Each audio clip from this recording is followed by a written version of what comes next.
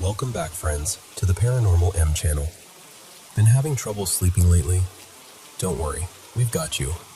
We hope these spooky stories help you relax and drift off a little easier. Thanks so much for sending in all your paranormal experiences, and please, keep them coming. Oh, and drop a comment below and tell us what you do for a living. I'm honestly really curious what our everyday listeners are up to. Now, switch on your bedside lamp, put on your headphones, and let's dive into today's paranormal experiences. And don't forget to subscribe and turn on notifications. Thanks. Okay, so I've lived in this house long enough that I almost forget how weird it sounds when I say it out loud. But I'm telling you, this place has history. And not the cute, old wallpaper and creaky stairs kind either. Our house was built in 1948, and the first couple who owned it stayed there for decades. Until somewhere around the late 80s, early 90s, when my granddad, Ray, bought it. The story we got handed along with the deed was not comforting. Apparently, the original owner, his name was Mr. Hollis, I think, died in the bathroom. Heart attack, just like that, while he was getting a bath going. His wife only realized something was wrong when she saw water slipping out from under the door. And when she opened it, she found him. I've heard different versions, like whether he fell beside the tub or collapsed right near it. But either way, that bathroom has never felt like just a bathroom since. And ever since then, it's been like the house kept a piece of him. Now, most of what happens is small, subtle, the kind of stuff you can shrug off if you want to sleep at night. Like you'll be home alone, actually alone, and still get that heavy feeling, like someone's standing just out of view, listening. We've seen quick shadows cut across doorways, little wisps that look like smoke in the corner of your eye. And every so often, this one always makes my skin tighten. We'll catch a whiff of cigar or pipe tobacco, just floating through the air for no reason. None of us smoke, but Mr. Hollis apparently did. And then there's the whispering. Not like a full voice, not like a movie. More like your name being breathed so softly you almost convince yourself you imagined it.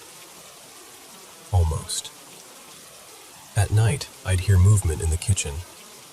The tiniest clinks, like silverware shifting, or an empty can rolling a little on the counter.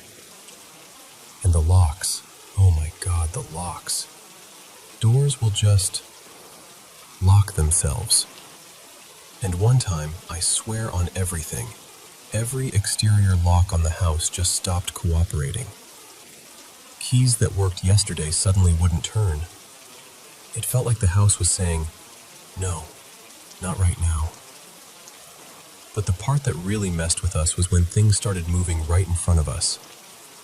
We're a hunting family, so sometimes you'll find random little things around, like an empty shotgun shell sitting on a shelf in the living room, just because someone emptied their pockets and set it down. More than once, those shells didn't just fall. They jumped, like they launched from the back of the shelf, hopped over other taller stuff, and hit the floor like they were swatted. And my mom, Dana, has this vintage comedy doll in a little glass display case. Not a toy anyone plays with. It's more like a don't touch it display piece. We came back from a day trip once, some candy place. I think it was one of those factory tours, and that doll had rotated inside the case. Like a clean 90-degree turn, facing a totally different direction. Nobody had been home. And even if they had, who goes out of their way to twist a doll inside a glass cabinet? So yeah, weird. But still, manageable. Until the scary stuff happened. That story alone messed me up for a long time. But the worst thing, the one that still gives me a cold rush when I remember it, happened to me when I was about 12. So let me explain the layout. because you have to picture it for this to hit the way it hit me. My bedroom door opened right into this short hallway. My sister Kira's room was across from mine. Halfway down the hall on the left was that bathroom, the one where Mr. Hollis died. And just before you hit the bathroom, on the right, there's an opening into the living room. If you step into the living room and go straight across, you're basically lined up with the dining area, and then you cut left into the kitchen. And the floors.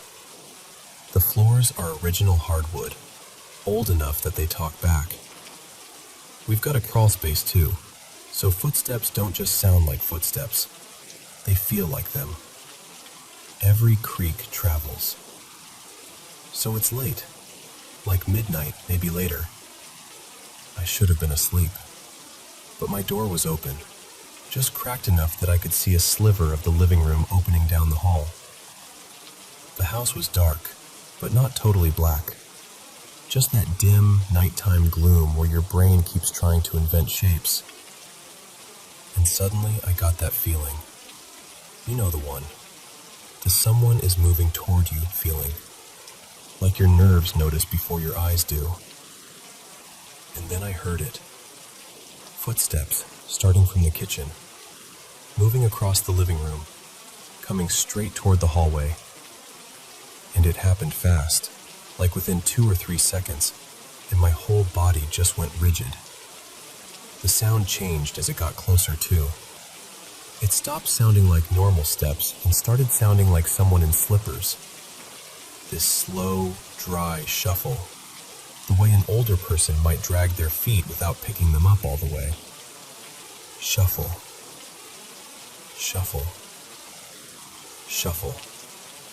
It entered the hallway, and then it stopped, right at my door frame. Not in the hall somewhere, not near the bathroom, not drifting off in the living room. Right there. And I couldn't see anything. I couldn't hear breathing. I couldn't hear a voice. Just the presence. Like something standing there, angled toward my room, aware that I was awake. I felt like my heart was trying to crawl out through my ribs. And then, after a second, maybe 2, it started moving again. Shuffle. Shuffle. Shuffle. Backing away the way it came. Out of the hall, back across the living room, and toward the kitchen. And the second it was gone, I swear to you, I didn't breathe until it left. I didn't scream. I didn't move. I just laid there thinking, if I move, it'll come back. And I'm not proud of this, but I'll be honest, I almost peed myself. That's the kind of fear it was. The kind that doesn't feel like scared. It feels like your body has decided you're prey.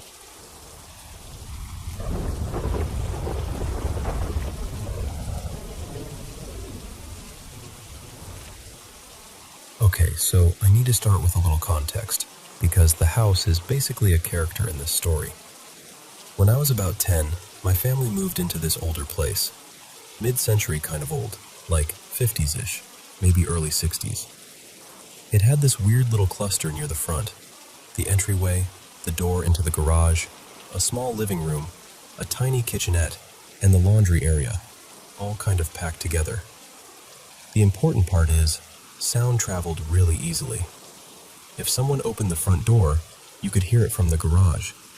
If someone spoke in the entryway, you'd hear it in the laundry room. Nothing was insulated from anything. Fast forward a few years. I was 14, taking the bus home after school. Most weekdays, I'd have the house to myself for a bit, about an hour, hour and a half, before my mom got off work and my sister Maya got home from campus. I had a routine. Let the dogs out, do whatever little chores I'd been assigned, snack, start homework. Same thing every day. And then there was the garage. I hated the garage. Not for any logical reason, really. It just had this heavy, unpleasant feeling. like you were walking into a room that didn't want you there. So whenever I had to go in, I'd do it fast. In and out. No lingering. That afternoon, one of my chores was taking recycling out. So, of course, garage time. I'm in there, dumping bottles and paper into the bin, trying not to look around too much, when I hear it, clear as day. The door opens. It shuts. And then this loud, bright voice goes, "Hi, Riley." And it's Maya's voice. Like, unmistakably her. Same tone, same cadence, like she just walked in and was announcing herself. I didn't even think. I just answered automatically, still facing the recycling bin. I went, "Oh, hey Maya."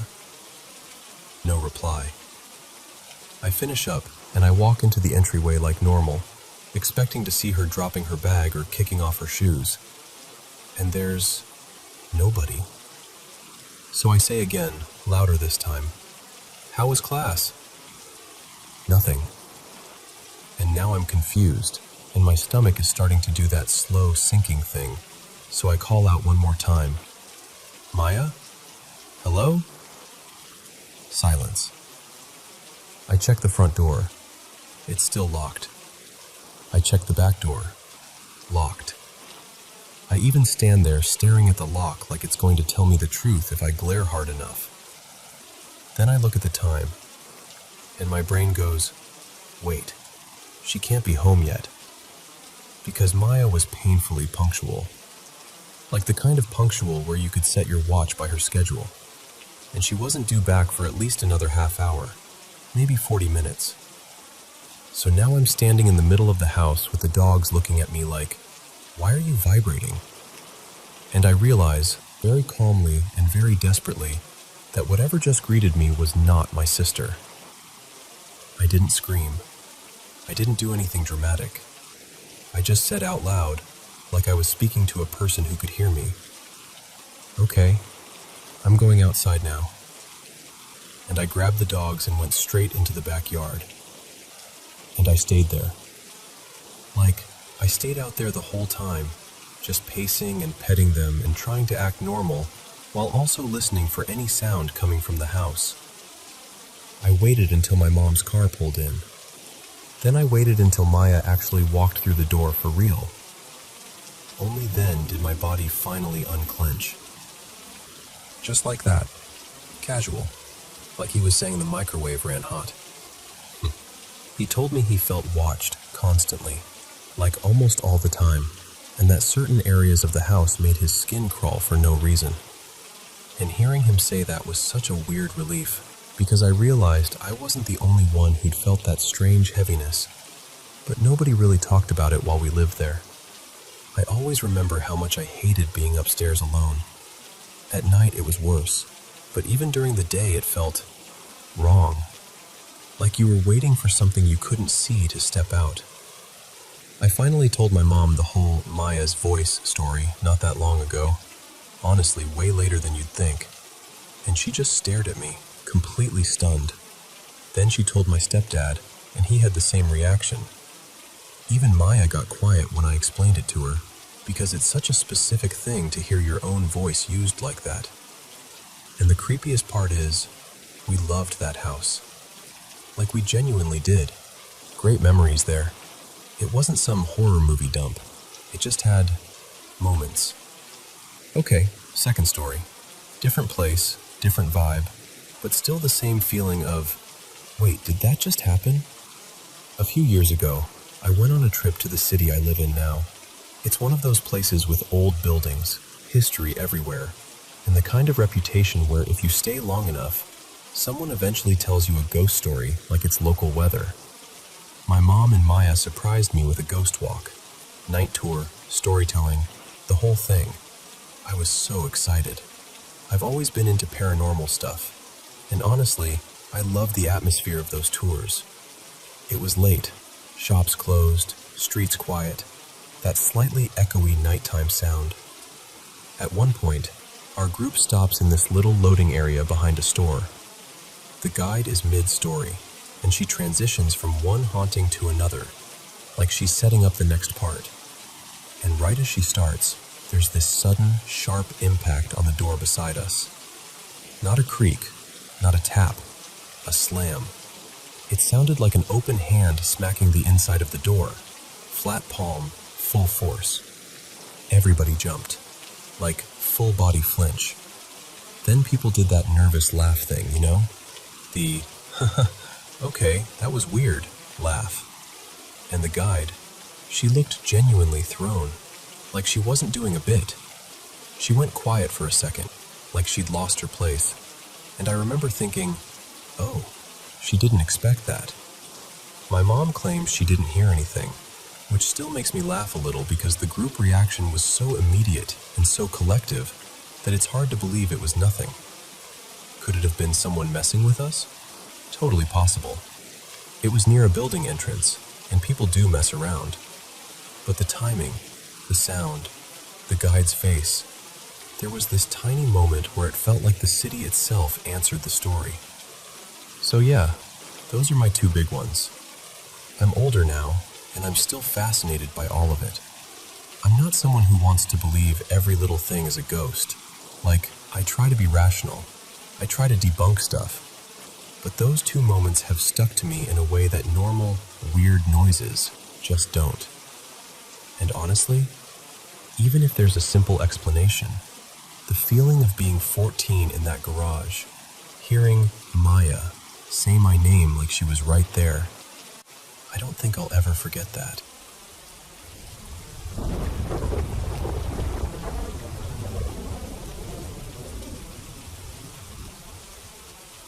Okay, so I'm telling you this mostly because I need to hear myself say it out loud, you know? Like, I know what I saw. I've known it for years, but I still find myself wanting someone else to weigh in and tell me I'm not crazy, or maybe to fill in a gap I can't fill on my own. So this happened when I was about 10, late spring, back in 2001. My dad Ronnie and I took a day trip to go trout fishing near this little stretch of mountain country outside Cass, West Virginia. It was one of those simple days that felt big when you're a kid. Just the two of us, the rods, the cooler, the quiet. We fished most of the day, moving along the water, and by the time the sun started dropping, we were tired in that good way. We headed out around dusk, maybe 7-ish, give or take. And this was before everyone had a phone with a map in their pocket, right? No GPS telling you, recalculating. It was just my dad following his memory and whatever road signs happened to still be standing. Well, he took a wrong turn. At first, neither of us really noticed. It just turned into one of those roads that gets narrower and rougher the farther you go, like it's quietly daring you to keep driving. Gravel, potholes, tree branches leaning in. The kind of road where you start thinking, we probably shouldn't be here. After maybe 40 minutes, or close to an hour, my dad finally admitted what we both already knew. We were lost. The gas gauge wasn't exactly comforting either. He found a wide-ish spot in the road and did this careful, multi-point turn, the truck crunching and groaning over the gravel. Now here's the part that matters. On the way down, I didn't see much. I was in the passenger seat, and all I could make out was the slope of the mountain beside us. Once it got properly dark, maybe 20 minutes into that wrong road drive, everything outside the headlights disappeared into this thick black. But on the way back up, I saw something. And I need you to understand what I mean when I say I saw it. Not like a shadow, not like a trick of the eyes. I mean, in that instant when the headlights sweep across something and your brain goes, that is a person. About halfway back up the mountain, off to the right side, maybe 30 yards, maybe a little more, I saw what looked like a young girl sitting on a stump.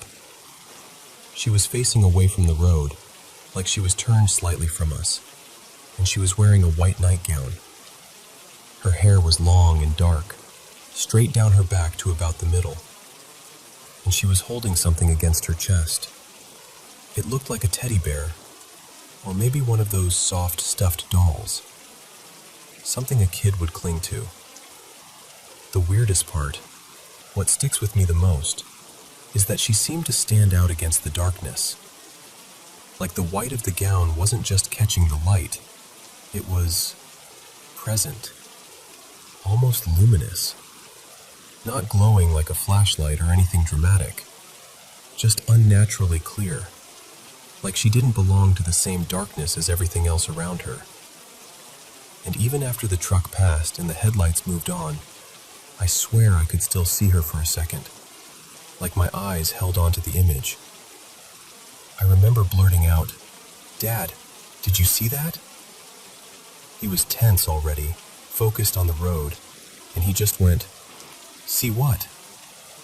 I told him, "A girl, sitting out there, alone, in the middle of nowhere."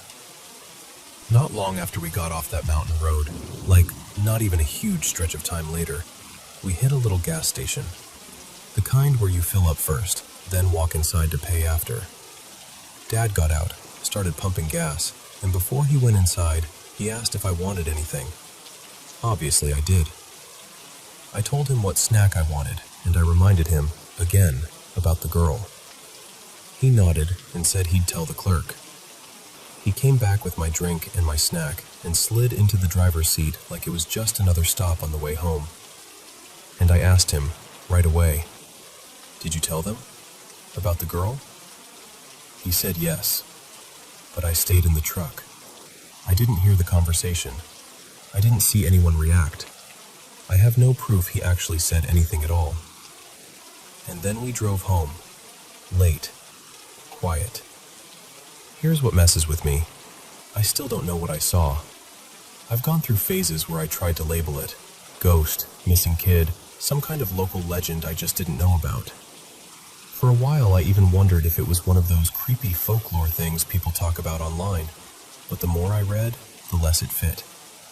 I've looked up records. I've tried searching the area, as best as I can remember it, and there's just nothing. No clear reports that match. No obvious tragedy that lines up. And over time, the exact location has gotten fuzzy, like the mountains themselves swallowed the details. There weren't houses out there. No streetlights, no mailbox, no sign of a nearby homestead. At least, not that I remember. Just forest.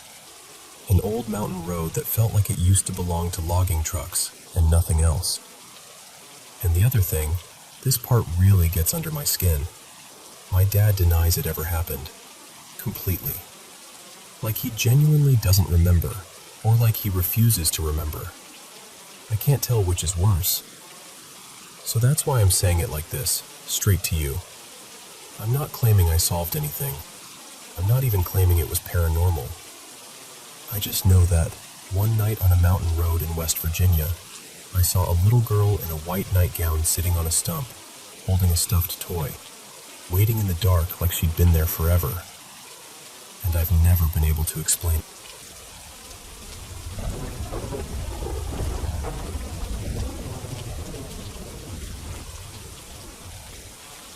Okay, so I should probably start with a little context, because otherwise this is going to sound completely unhinged. My partner, Lena, and I got engaged in late 2015, and right around that same time, I'd just started a new job that had me driving all over the place. We moved into our first apartment together that winter, one of those older complexes built in the late 70s, not super run down, just dated. Brown doors, weird carpet, that kind of vibe. The whole place was built along a hillside, with a handful of buildings stacked up the slope like steps. That first night, we had basically nothing. An air mattress, 2 pillows, and our little dog Mochi, a tiny spaniel mix, maybe 12 or 13 pounds soaking wet. And I remember lying there thinking, why does this feel like someone else is in here with us? Not like a boo moment, more like the air was wrong. But we brushed it off. New place, new sounds, new nerves. Then the little stuff started. At first, it was lights. We'd leave the living room light on for Mochi when we ran out, and come back to find it off, and the hallway light on instead. Or we'd swear we turned something off, and later it'd be glowing like we never touched it. For a while, we blamed each other. Like, no, you left it on. No, I didn't. You know how it goes. But then Mochi started acting weird. She'd sit up like she heard something, then suddenly bark and sprint down the hallway like she was chasing an invisible intruder, right up to the front door. We assumed it was neighbors on the stairs, but that didn't fit. We'd hear actual footsteps outside, and she wouldn't react at all. But those moments when there was nothing, that's when she'd lose it. One day, Lena worked late, and I was out of town for my job. Mochi was in her crate longer than usual, and when Lena got home, our dog had a nail broken almost down to the quick. Not a snagged nail. This looked like something had twisted it. The emergency vet patched her up and said she looked fine otherwise, but after that, we barely used the crate. It just felt wrong. And then we had the first, okay, what the hell was that moment? Lena's brother, Dylan, came over one afternoon. She was telling him all the weird little things, and he's laughing, waving it off like we're being dramatic. And I swear to you, the moment he says, "You guys are overthinking it," a metal baking sheet we had wedged in the entry closet suddenly launches out and slams into the inside of the front door. Not falls, not slides. It came out like someone grabbed it and threw it. And the stupid part is, we stood there in this heavy silence, all three of us, just staring at the closet like it might do it again. Dylan didn't laugh after that. Closet stuff became a theme. We'd hear the latch click, then the door would slowly open by itself. Not swinging wildly like a draft, just creeping open like someone was easing it from the inside. There was also this locked utility door in our second bedroom, the HVAC closet. No knob, deadbolt. Only maintenance had the key. One day, Lena's sitting at her computer and she hears a click, like a lock turning. The door opens. Just opens. Like someone unlocked it from the other side. We called maintenance. They acted annoyed and insisted it must have been loose. Sure. Another time, we'd hung a full-length mirror on the outside of that bedroom door so Lena could check her outfit before leaving. We were goofing around one evening, kind of play-chasing each other, and she closed that door gently. Not slammed. Barely even a thud. The mirror exploded. That was the point where we stopped joking about it. And then the seeing things started. One morning, Lena took Mochi outside, just down the hill near a patch of trees. She came back in, pale and quiet, and told me she saw a figure, humanoid but wrong somehow, like it had a kind of tall headpiece or crown shape. No clear face, no clear gender. It stepped behind one tree, and when she stared at that tree trying to make sense of it, it leaned out from behind another tree farther away, like it had moved without walking. We started digging online, trying to find anything, and we found this story about construction in a nearby area years ago, workers accidentally disturbing what was believed to be a burial site. The remains were later reburied in a cemetery, on the same hill. I'm not saying that's definitely connected. I'm just saying we read that and sat there like, oh, great. But the worst stuff didn't feel old or sad. It felt predatory. Later on, after I switched to a night shift job, Lena was home alone one evening. She'd just cleaned the kitchen and was in bed winding down when she heard what sounded like absolute chaos. Pots and pans clanging, things crashing, like someone was wrecking the kitchen. And then she heard a voice. Not loud, not screaming, just clear as day in her head. Lock the bedroom door. So she did. And right after she locked it, she saw shadows under the door, like someone standing right outside. She said the air felt thick, like the room had filled with something heavy and hateful. She stayed frozen in bed until sunrise. In the morning, the kitchen was spotless, not a single thing out of place. Another night, she woke up and saw something kneeling beside her side of the bed. It looked like it was dressed in black, but the face was pale, too pale, like bone under skin. And it had something on its back, like spines or feathers, she could never decide which, and it smiled at her. Then it dipped down and disappeared under the bed. She didn't scream. She couldn't. She said it felt like her body forgot how. And I didn't have a lot of experiences like that, until I did. One night I woke up to Mochi trying to climb into bed, which she almost never did. I lifted her up, and the moment I did, it was like the temperature dropped and the whole apartment filled with this pressure, like a storm cloud inside the walls.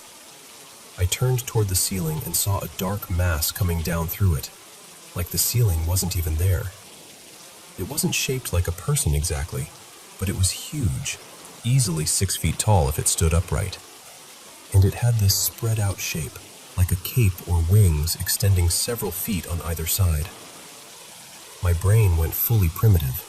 I pulled the covers over Lena, over the dog, over myself. Like a blanket could fix this. And I just laid there, shaking, trying to pretend sleep was a force field. Eventually the heaviness faded, like it left.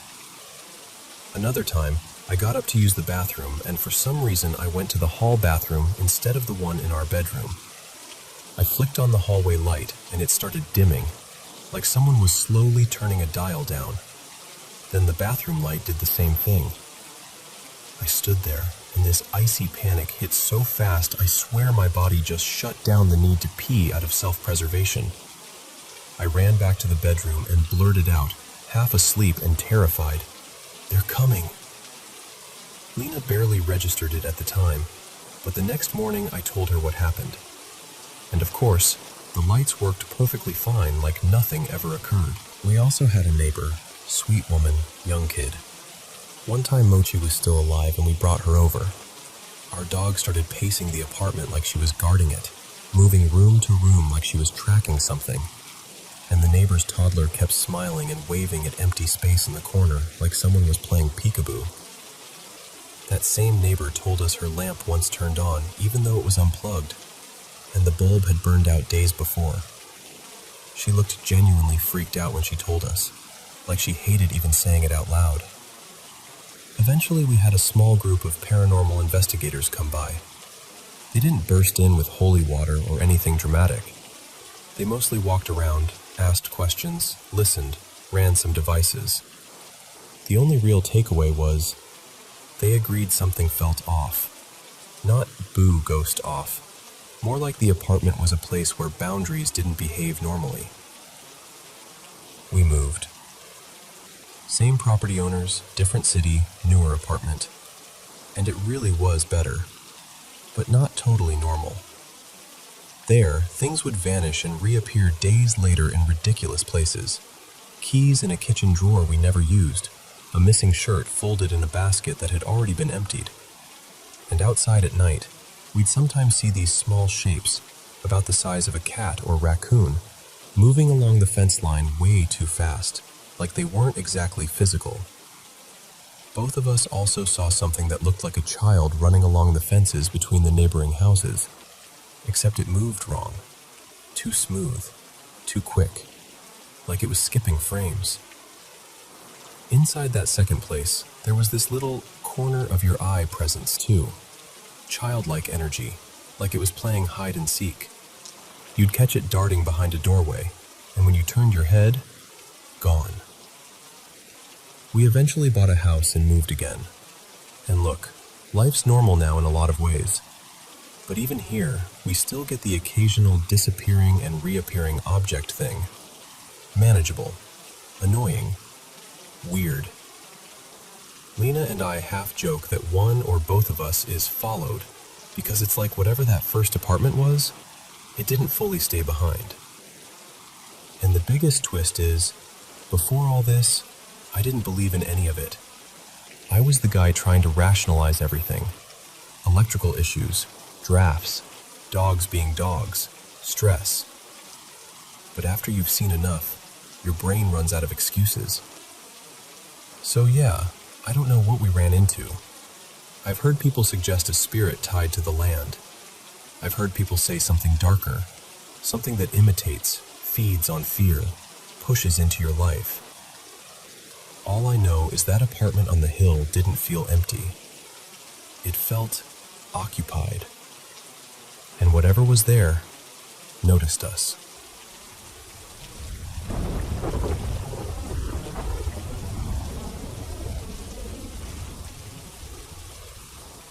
So this happened about 5 years ago, and I'm not exaggerating when I say it still keeps me up sometimes. Let me back up a little. My mom married this guy, I'll call him Darren, and we moved into his house. From the outside, it was just a house, normal. But the second we started living there, everything felt slightly off in this way that's hard to explain without sounding dramatic. It wasn't like constant chaos or obvious horror movie stuff. It was more like the house had moods, like certain rooms carried a weight you couldn't shake. And honestly, the easiest way to describe it is by walking you through the spaces. First, the basement. I hated that basement. Not because it was gross or creepy looking, though it kind of was, but because of the feeling. Every time I went down there, I felt this weird pressure, like something was aware of me. And the worst part was when I'd climb back up the stairs. I'd get this sensation, this heavy, pleading kind of pull, like something wanted me to stay down there longer. Not in a "it's going to grab you" way, more like it didn't want to be alone. Like it was tired of being ignored, tired of being left behind. And the deeper I was in the basement, the stronger that feeling got. It was like being quietly begged by something you couldn't see. Then there was the dining room and living room area. This is the part that makes my stomach knot up, even now. There was this shadowy presence, this shape, that would pace back and forth in a certain stretch of the room. And I swear to you, it moved like it was copying Darren. Not perfectly mimicking him exactly, but following the same pattern, like it had learned his steps. Sometimes I'd sit outside on the front porch. There was this big window that gave you a clear view into the living room, and if I looked in from out there, I'd see it. That shadow would move in slow loops, almost like it was waiting. Like it knew I was out there and it was just circling until I finally came back inside. I started doing this thing where I'd pretend I didn't see it, because somehow acknowledging it felt like the wrong move. And the dreams. Oh my God, the dreams. Living in that house gave me the most vivid, ugly dreams I've ever had. Not symbolic dreams, not weird random stuff. I mean dreams that felt like full, detailed memories. One night, I dreamed someone broke into the house through the basement. In the dream, they were furious, demanding Darren come out and show himself. That's the phrase that stuck with me. Make yourself seen. Like he was hiding, like he'd done something, like he owed them something. A few days after that, I came home late and saw a car in the driveway that I didn't recognize. And there were people getting out, strangers, talking like they were confident. I distinctly heard someone say, "This is the right place." It hit me like ice water because I was home alone. I didn't confront them. I didn't ask anything. I just rushed inside, locked the door, and stood there listening, waiting for the knock that never came. They didn't approach. They didn't even circle the house. And later, this is what messes with me. I couldn't stop wondering if the car was ever really there at all. Like, did that actually happen? Or was it the house bleeding into my head? Then there was my mom's bedroom. My mom started covering it at night, just so she could sleep. And she had her own dreams too, vivid ones. One morning she told me she dreamed of her grandmother, Nana Ruth, who had passed away years before, standing there, dead serious, saying, "You need to remove the item in the basement." The item. We couldn't figure out what she meant. We searched down there, looking through storage, old boxes, corners, everything. Nothing made sense, but there was this one area, way in the back, where the basement seemed to end. Except it didn't. There was a section that felt sealed off, like a room behind a wall. The air back there felt wrong, dense, quiet in a way that wasn't peaceful. And at night, it sounded like someone was in the hallway. Not like footsteps you can brush off as the house settling. I mean pacing, back and forth, and sometimes a dragging sound, like something being pulled. And scratching, soft at first, then sharper, against doors. It happened whether I was alone or whether the whole house was full of people. I used to sleep with my door locked, every night. I'd tell myself it was just a habit, just being cautious. But deep down, I think I was trying to create one small boundary the house couldn't cross. Eventually, my mom and Darren separated, and we moved out. And once we were gone, I did what you do when you've been holding your breath for years. I started digging. I searched for anything, history, incidents, old owners, anything that could explain why that place felt so hidden. But here's the part that makes everything feel even stranger. I couldn't find anything. Not just no news articles or nothing dramatic happened. I mean, I could barely find records. No clear history, no normal trail.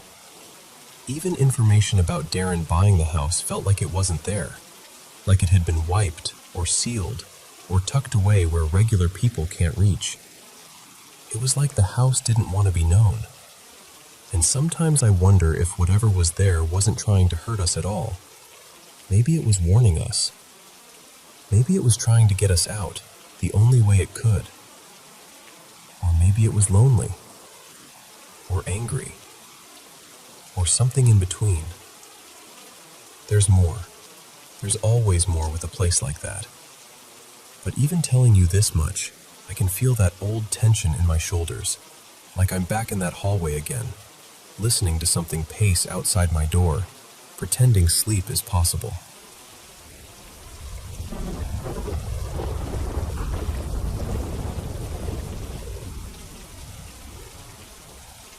Okay, so until 2 nights ago, I would have told you, pretty confidently, that I don't do ghosts. Spirits? Sure, maybe. Weird energy, eerie vibes, whatever. But an actual, in-your-face, something is here with you kind of presence? No, not me, not my reality. And then I finally take this long overdue vacation.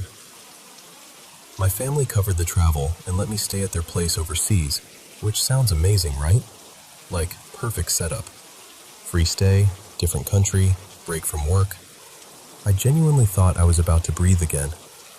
Except, this house is haunted. Like, actively, unapologetically haunted. And the worst of it hits between midnight and about 4 in the morning. I'm not even talking about big dramatic movie stuff where you see a floating woman in a hallway. It's subtler than that, which somehow makes it creepier. You'll hear footsteps when everyone's in bed. You'll catch a shadow moving where it absolutely shouldn't be. There are these little bell-like sounds sometimes, like tiny chimes, but not in a cute wind chime on a porch way. More like a warning. And then there's the sound of things shifting, like someone's pushing a chair leg against the floor, or dragging something just an inch and stopping. And the voice thing? That one gets under my skin the most, because you'll hear someone call your name in a voice that sounds almost right. Like your brain recognizes it, but your gut says, nope, not that. The first time it happened, I actually sat up thinking someone needed me. But the hallway was empty. totally empty. And the doors. I hate the doors. I hate them so much. Not slamming, just the little clicks, like a lock turning. Then the soft, slow creak of a door opening, then closing again. Like whatever it is has all the time in the world and wants you to know it. I keep trying to convince myself it's the house settling, or weird airflow, or old hinges. I've tried every logical explanation I can grab onto, but it's happening too consistently, and it always ramps up after midnight like it's on a schedule. Here's the thing. I needed this vacation. I'm not being dramatic. My job has been grinding me down for months. I've been walking around permanently tired, like my body forgot what rested feels like. And sometimes, when it gets really bad, I get this tight ache in my chest, like stress has claws in there. I hate it. So imagine, I show up here already drained, and the haunted house decides I don't get to sleep. I've slept maybe 10 hours total in the last 3 days. That's not an exaggeration. I'm running on fumes and dread. And now my chest is doing that same stressed out ache it does when I'm overloaded at work, which is so unfair because I came here to escape that. My family kind of treats the haunting like bad plumbing. Like, yeah, it's annoying, but you get used to it. Which is insane to me, but they've lived with it for a while, so I guess they've built this mental callus. They told me, very casually, that a priest came once, a Catholic priest, and separately, a medium too. And both of them, independently, were like, yeah, this isn't just a quirky ghost situation. They used the word demonic. Like, what do you even do with that? And then there's the basement. Everyone avoids the basement. Not in a, meh, it's creepy down there way. In a, we do not go down there unless it's daylight and absolutely necessary way. They call it the hot spot. Like it's a bad signal area, but for your soul. The first time I asked what was down there, my cousin Eli just looked at me and went, "No, seriously, don't." So I didn't. But even without going down there, I'm still waking up both nights like clockwork, somewhere around 2 or 3 a.m. It's like my body gets yanked out of sleep, fully alert, heart thudding, eyes wide open. And once I'm up, that's it. I'm stuck listening to the house do its weird little routine.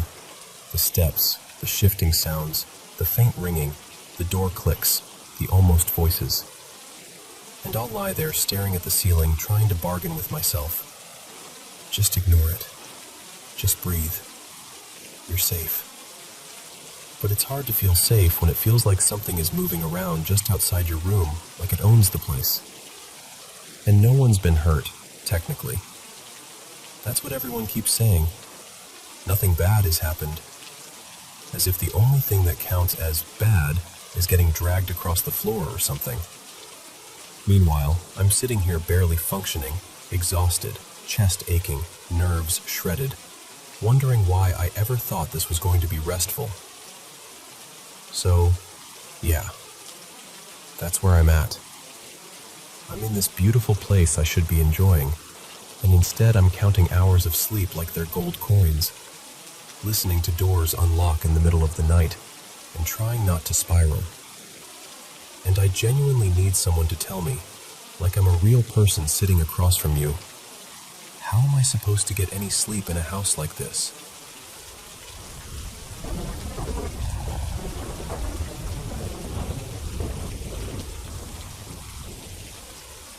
So, this all went down in late August, and I've been sitting with it ever since. I figured I'd finally tell the story the way it felt in the moment, because I still don't totally know what to make of it. For a little background, I'm a Michigan student filmmaker, freshly graduated, and over the summer I shot my thesis project. It was a short western, and we had this incredible location lined up, an old Wild West themed resort out in the Irish Hills. It had that vintage, half-faded charm, like the place had been pretending to be a town for decades and forgot how to be anything else. Earlier that summer, I'd done a tech scout with a buddy and the property manager. She was this practical, no-nonsense type, but even she casually mentioned that the place had its moments. Unexplained noises, little weird incidents, stuff moving where it shouldn't. She laughed it off, like, it happens, and me and my friend, being the kind of people who love spooky nonsense, got all excited and joked about doing a ghost hunt. That was it. We didn't really linger on it. Fast forward to the shoot. A day early, I arrived with 2 crew members, Miles and Tessa, to get everything prepped. Nothing dramatic happened at first, but around 1 a.m., we wandered over from the motel area to the Old West town set to grab some B-roll. And I'm not saying I saw anything. I'm just saying I felt wrong the whole time. Like my body had decided we weren't supposed to be there. We also caught this strange little speck on camera, almost like a tiny point of light, that sort of looped and tracked perfectly along the edge of a roofline in frame. Could have been a bug or dust, sure, but it moved like it was following something. The first day of shooting went smoothly overall. Busy, hot, exhausting, normal filmmaking chaos. But at one point, one of our crew, Raya, told me she heard whispering as she walked past one of the rooms. Clear enough that she actually stopped and listened. She opened the door, expecting to catch someone messing around, and there was nobody inside. What freaked her out was the layout. That room had a connecting door that led into our room. So we deadbolted it from our side and shoved the key for the other room somewhere out of reach. Just in case, you know? You do that little, let's not invite trouble thing, even if you don't admit out loud that you're doing it. That night, most of the crew went down the road to our campsite to drink and blow off steam. My friend Jordan crashed early in the motel room. I stayed up in the motel's common room, talking to my girlfriend on the phone and building the next day's schedule. It started raining hard, real steady, heavy rain. But here's the thing. There wasn't wind. None. The trees weren't thrashing, nothing like that. And then I heard this massive crash against the outside wall behind me. Not a little bump, not a branch scraping.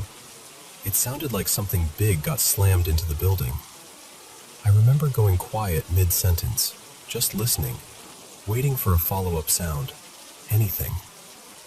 My girlfriend tried to calm me down, like, probably a tree. But the next morning I checked. The closest tree was nowhere near the wall, like, not even close. And with no wind, it just didn't add up. And then I heard voices outside. 2 distinct voices, different tones, like 2 people having a conversation, just at a view. Not yelling, not whispering, just talking. And it didn't sound like my crew. It sounded like strangers. That's when I decided I was done being brave. I shut everything down, hurried back to our room, and went to bed like I could outrun the vibe. Later, around 2 a.m. or so, Jordan woke up and wandered out. Around the same time, Miles, Tessa, and Rhea came back from the campsite and decided to go night swimming in the pool. As they walked outside, they noticed that a bunch of patio chairs and one of those umbrella tables had been knocked over. They didn't remember it being like that. And then this cat just appeared, like it had been waiting. None of us had seen a cat there at all the previous day, and suddenly, here's this cat acting like it belonged to the place. A little while after that, Jordan went back into the common room, and later told me they experienced the same thing I did. That edgy feeling, the peripheral movement, the sense the room was crowded somehow. Out by the pool, it got worse. Miles told me he heard something coming down from the hill, from the direction of the Old West town. At first, he thought it was one of us messing around, but then he noticed the footsteps didn't have a normal rhythm. It wasn't like step, step, step. It was like step, rustle, 2 steps, rustle, step. A stilted, uneven approach, like whatever it was didn't move the way an animal or a person usually moves. They turned off their music to listen, and all three of them heard it. As it got closer, Miles and Tessa both said the air felt different, like the pressure dropped, like the space around them thickened. At the same time, Jordan, still in the common room, got hit with this wave of dread so strong it made them move without thinking. They said it felt like their body already knew something was happening outside. They bolted toward the pool. When Jordan got there, the other three were standing with their phone flashlights trained into this bushy area between the pool and the hill. The cat was there too, and it didn't seem friendly anymore. It was agitated, circling, then slipping through the fence line and sitting down directly in front of the group like it was bracing itself. They couldn't see anything in the bushes, nothing reflective, nothing moving. But the second their lights dipped off for a moment, Miles swore he saw eyes. A pair of eyes staring back from inside the brush. That was it. No debate. No, maybe it's nothing. They all sprinted back into the common room and basically barricaded themselves in. And this is the part that still sticks to me. The cat followed them, but it would not come inside. It stayed right outside the door, sitting like a guard. If anyone went near the exit, like they were thinking about stepping out, the cat would get up and physically position itself in the way, like, no, don't. And if the door stayed open for more than a few seconds, the light fixture near the doorway would flicker, hard. Not a gentle little flutter, like a stressed-out pulse. They spent the rest of the night feeling watched, not in a vague, spooky story way, in a very specific, very bodily way, like your skin knows before your brain does. And then toward the end of the shoot, we kept finding our camera batteries knocked loose from the chargers. Like you'd set them in, they'd be fine. You'd turn your back, and they'd be disconnected. Over and over. It became a running frustration until it stopped being funny. I'm still not sure what happened. If you want the skeptical angle, sure, maybe it was a coyote. Maybe it was some animal moving weird through brush. Maybe the voices were people farther down the road, and the rain carried sound strangely. But none of that explains the timing, or the pressure drop feeling, or the dread that hit multiple people at once, or the cat acting like a tiny bouncer with a job to do. I don't know. I just know it was a strange couple of days, and that one night especially felt like the location stopped being a set and started being something else entirely.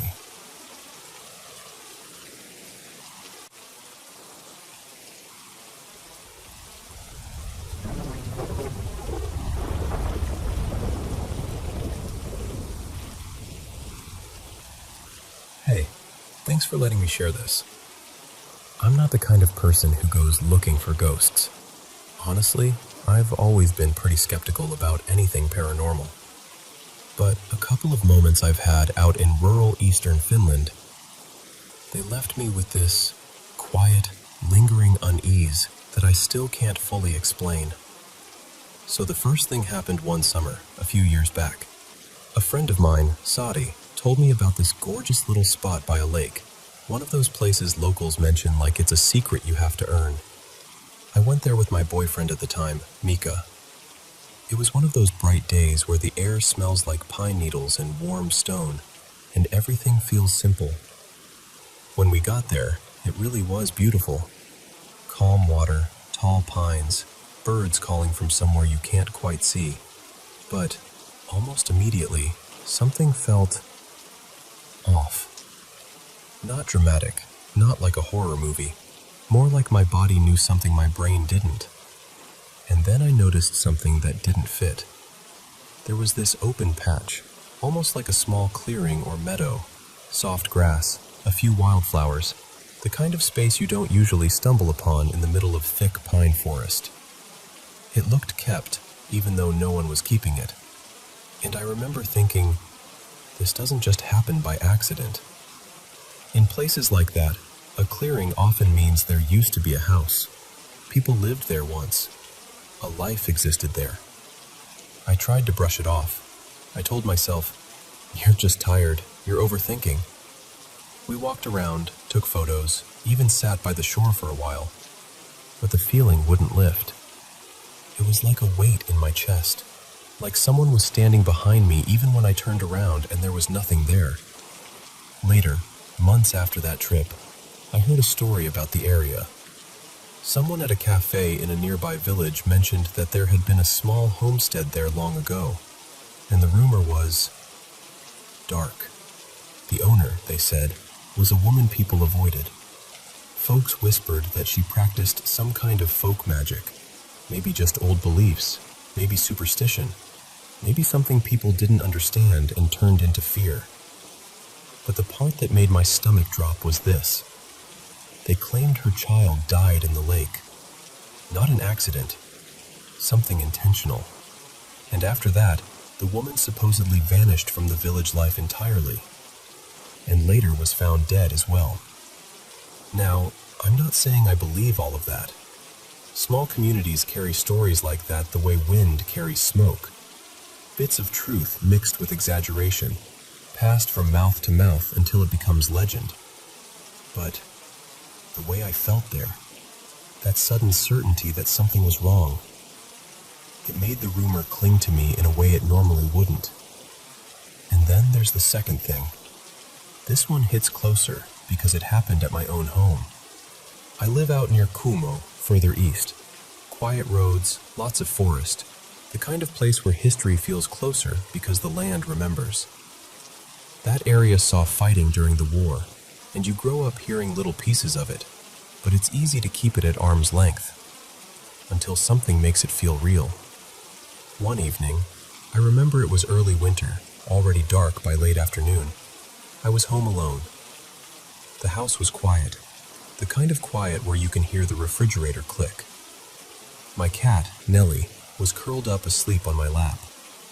I was just sitting there, half watching the snow drift past the window, and then, all at once, Nellie snapped awake. Not slowly, instantly. Head up, ears forward, like a switch flipped. She stared at the hallway door the way she does when someone comes inside. And I mean the exact way. Alert, focused, almost expectant. I actually spoke out loud without thinking. I said, "Did someone come in?" Of course, no one answered. Not the cat. Not anything. I told myself it was nothing. Cats are cats, right? Maybe she heard a mouse in the wall, or maybe a pipe clicked. But I'll be honest, my skin felt prickly, like I'd walked into a room mid-conversation. Over the years, there have been other little things too. A soft thud from another room, like something falling off a shelf. Only I'd go look and nothing had moved. Or I'd hear a faint scrape, like a chair leg shifting, when no one was there. Nothing huge. Nothing I could point to and say, "That's proof." Just a collection of small moments that leave you standing still, listening. And then recently, I visited a local museum exhibit about the Winter War. I expected maps, uniforms, old photos. But while reading one of the displays, I learned something I'd never been told. Something that made my throat tighten. There had been a field hospital very close to my home, practically next to it. And there was still an old outbuilding, what I always thought of as just a storage shed, where they used to keep the bodies before they could be transported. When I read that, I felt this slow, cold realization. Like the ground under my everyday life had another layer to it, another story. And suddenly, all those small sounds, Nellie staring into empty space, it didn't feel so random anymore. A couple friends have joked for years that that area has spirits. I used to laugh it off. But lately, I don't know. I'm still not out here claiming I've seen a ghost. I'm not trying to convince anyone of anything. I'm just saying, some places hold on to something. Memory, grief, whatever you want to call it. And sometimes, when you're quiet enough, or alone enough, You feel it noticing you back.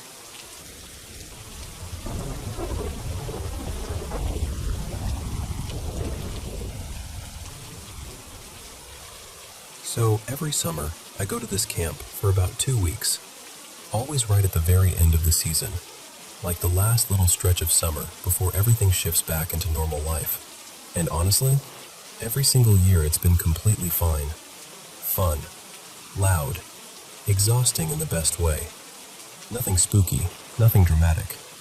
But this past summer, I don't know how else to say it, something felt off.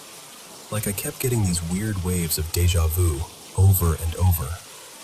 Little moments where my brain would go, wait, haven't I already done this? Haven't I already lived this exact thing? And it didn't stop when camp ended. If anything, it felt like it followed me home. The first night I got back, my bedroom was being painted, so I couldn't sleep in there. I set myself up in the living room instead. And yeah, my living room is kind of creepy at night. Like shadows sit heavier in there, but it's never been a huge issue. I figured I'd just put something on and pass out. I'm watching some random movie, could have been on Netflix or Hulu, I don't even remember, when I hear footsteps. At first I'm not bothered. The sound is familiar. Heavy steps like someone walking from the hallway toward the living room. I automatically assume it's my brother, because that's exactly what it sounds like he got up and wandered out. But then, a few seconds pass and it hits me. He isn't even home. He was staying at my dad's that night. And the second I remember that, my stomach just drops. Like my whole body went cold all at once. I pause what I'm watching and just sit there, completely still, trying to listen. I'm not even breathing right. I tell myself maybe it's the house settling. Maybe the TV made me imagine it. Maybe I'm tired. And then I hear it again. Footsteps. Not a creak, not a pop of the floor. Actual steps, like someone walking with purpose. I don't jump up. I don't scream. I just quietly change what I'm watching to something safer, like some cozy comfort movie, like my brain thinks that'll protect me. And I'm sitting there trying to act normal, like if I act normal, nothing can touch me. After a while, I decide to call my best friend. Her name's Talia, because we hadn't talked in a couple weeks, and I missed her. I'm in the middle of telling her about camp, laughing a little, finally relaxing, and then I glance up for literally half a second, and I see something. This shadow, sliding back behind the wall in front of me, like it realized I noticed it and tried to hide. And I'm telling you, it wasn't a trick of the light. It wasn't a car passing outside. It moved in a way that was too smooth, too intentional, like liquid, like it had shape and it chose to pull away. My entire body reacted before my mind did. I just froze, and my voice got shaky, and I remember whispering, "Oh my God." I grew up Catholic, and when I get scared like that, it's like instinct takes over. I started praying out loud without even thinking, like full-on desperate prayer. And I actually yelled, something like, "I rebuke you in the name of Jesus Christ," which is not me. I'm not usually dramatic. I'm not usually the type to panic like that. But it felt like the air around me had changed, like something was in the room with me and I wasn't imagining it. The next day I called my dad, because he's the kind of person who's into paranormal stuff. He listens seriously when people talk about things like that. And he told me this whole explanation, like maybe I can see into other realities or something, and that what I saw could be what he called a shadow person. I'm not gonna lie, I don't know if I trust that as an explanation. It felt a little too convenient, like slapping a label on something you can't prove. But still, hearing a name for it didn't make me feel better. If anything, it made it feel more real. Then, not that long after, something else happened. I'm in the bathroom, and I hear someone softly singing right outside the door. It's a woman's voice, light, quiet, almost like she's humming but actually forming the words. And the song is Summertime Sadness, except in my head, I remember it being a different Lana song at first, like video games or something, because I remember thinking, of course it would be Lana, of course. And that's what freaked me out even more, because Lana is one of my favorite artists. Like, I know those melodies in my bones. I freeze immediately, just standing there, phone in my hand, not moving. And the first thing I do is hit record. I don't even step out yet. I just record, hoping the sound picks up so I can prove to myself I'm not losing it. Then I open the door and step out slowly, and the singing stops. The hallway is empty. No one is there. My mom wasn't home. No TV was on. No neighbors above me, below me, nothing. Just quiet. So I go back and listen to the audio, expecting at least something. Nothing. Absolute silence.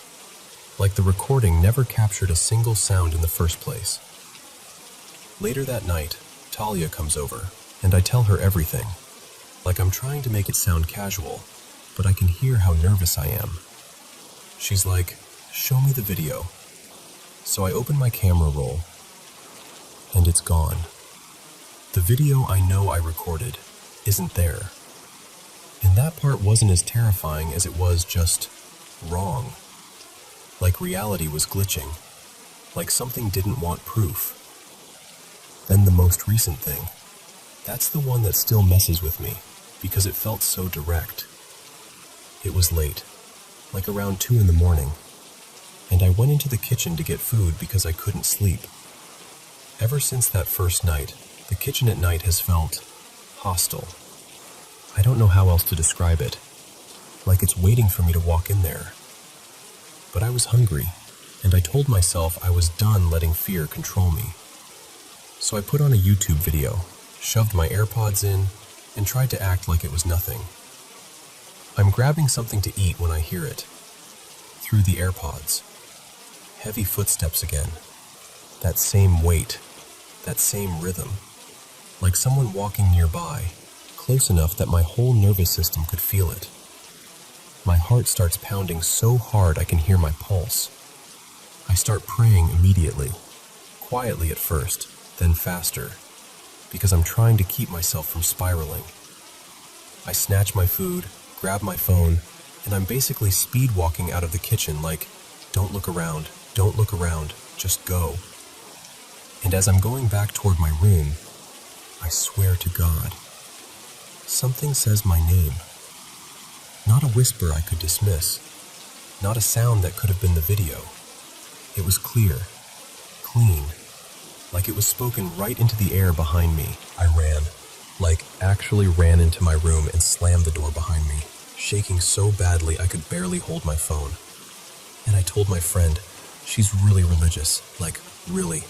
And without even pausing, she goes, "That's the devil." And I just sat there afterward, in the dark, thinking, I don't know what any of this is, but I know what it felt like. And I know I'm not imagining how real it sounded when something called my name.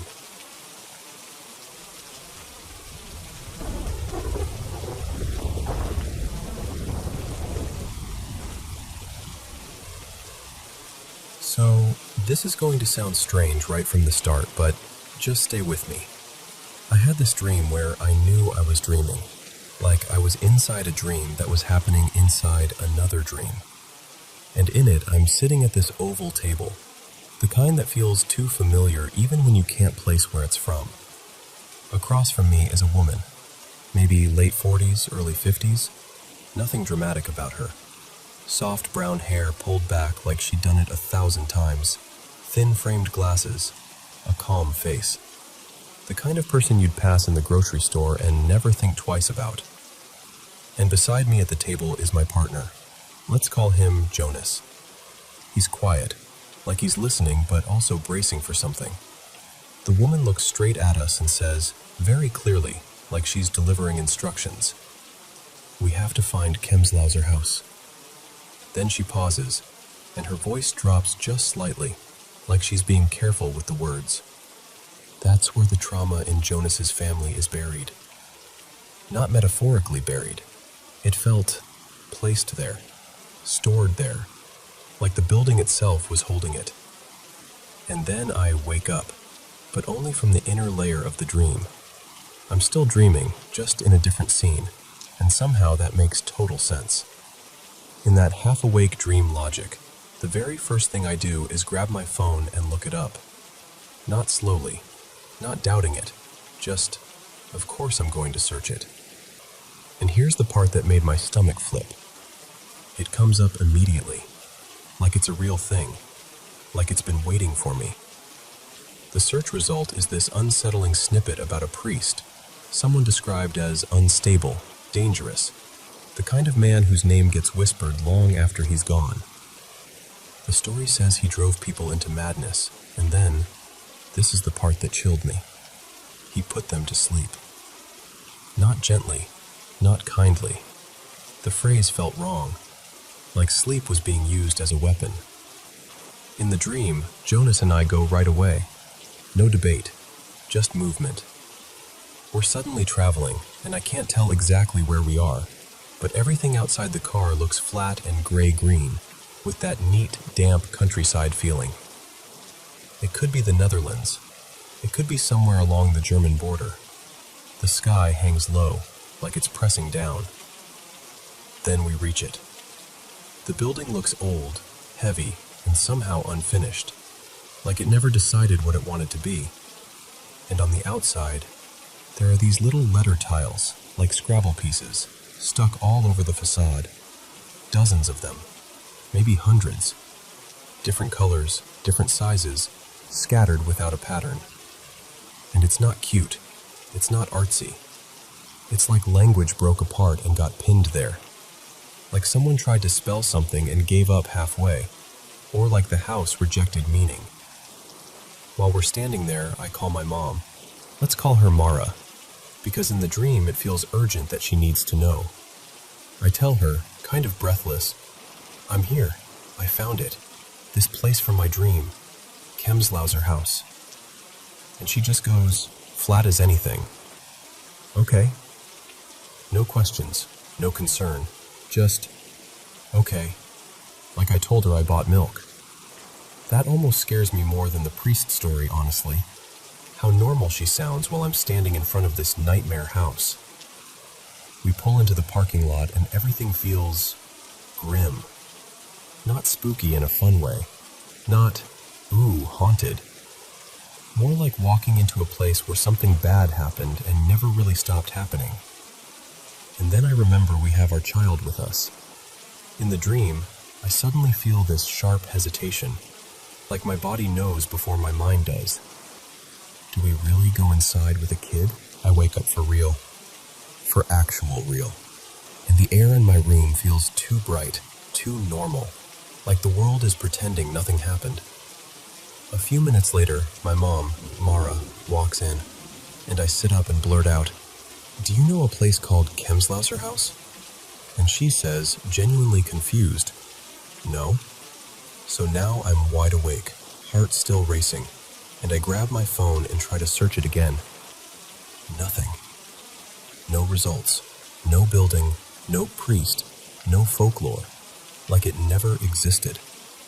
Like the internet just closed its mouth. And I'm not ready to let it go, so I try asking ChatGPT, because if anyone's going to pull a thread, maybe it's that.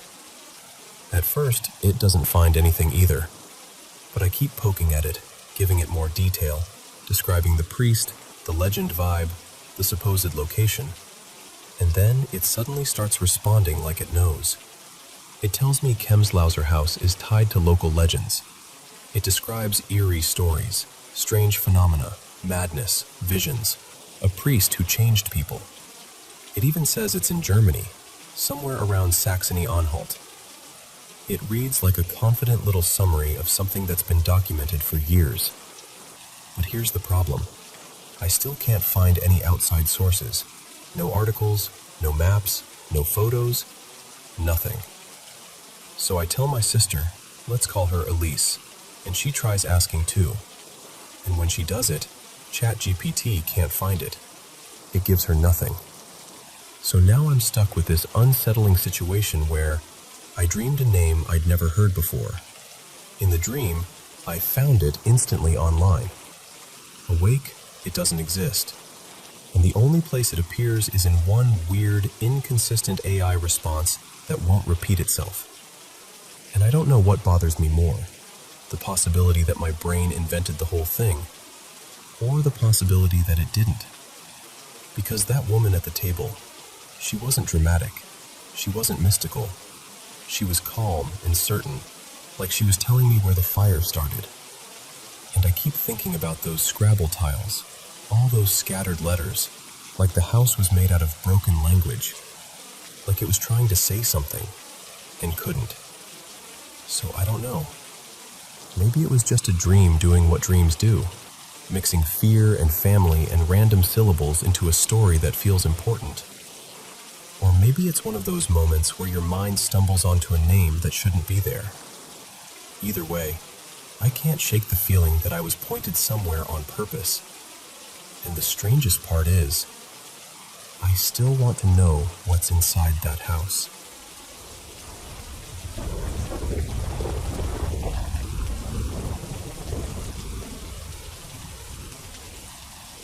Okay, so this happened a little over 15 years ago, back when I was about 16, and I still get that tight little shiver in my shoulders when I think about it.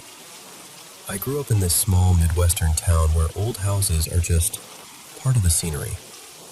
Big porches, creaky floorboards, those towering maples that make everything feel a bit older than it is.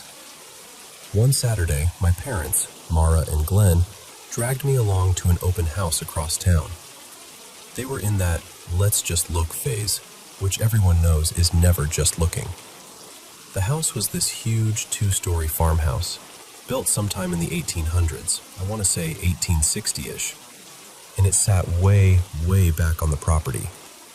Like you drove up a long gravel lane and the house just waited for you at the end of it. The land was a few acres at least, with these mature trees and overgrown shrubs that made it feel like the place was half hidden on purpose. The yard was okay. Someone had tried, but you could tell nobody had really lived there in a while. And honestly, from the outside, it was kind of gorgeous. Not polished, not renovated, but charming in that slightly forgotten way. The kind of house where you can almost picture warm lamps in the windows, except instead, it had that tired old carpeting everywhere. Like that thick, beige, stubborn carpet that looks like it's survived 3 decades of spilled coffee and bad decisions. There were other people touring too, 4 or 5 little groups wandering around, so it wasn't empty. And yet, the second I stepped inside, something felt off. Not like a monster is going to jump out off, more like the house swallowed sound. Everything felt muffled and still, like the air wasn't moving. We started upstairs with the rest of the crowd. The rooms were big, technically, high ceilings, wide doorways. But up there, I felt weirdly cramped anyway, like my chest couldn't quite expand all the way. I remember getting dizzy too, like I'd stood up too fast and it never settled. I kept thinking, I just want to be outside again. My parents were chatting about paint colors and repairs like it was normal, and I was already mentally halfway out the front door. But we kept going, because that's what you do when you're 16 and trapped in family outings. Downstairs felt better. Still quiet, still strange, but at least I wasn't fighting that dizzy, claustrophobic feeling. I started relaxing a little, enough to think maybe I'd just gotten in my own head. Then the real estate agent, bright voice, jangly keys, the whole thing, started directing everyone to the basement. The door was right off the kitchen. And listen, you know those basements in old farmhouses?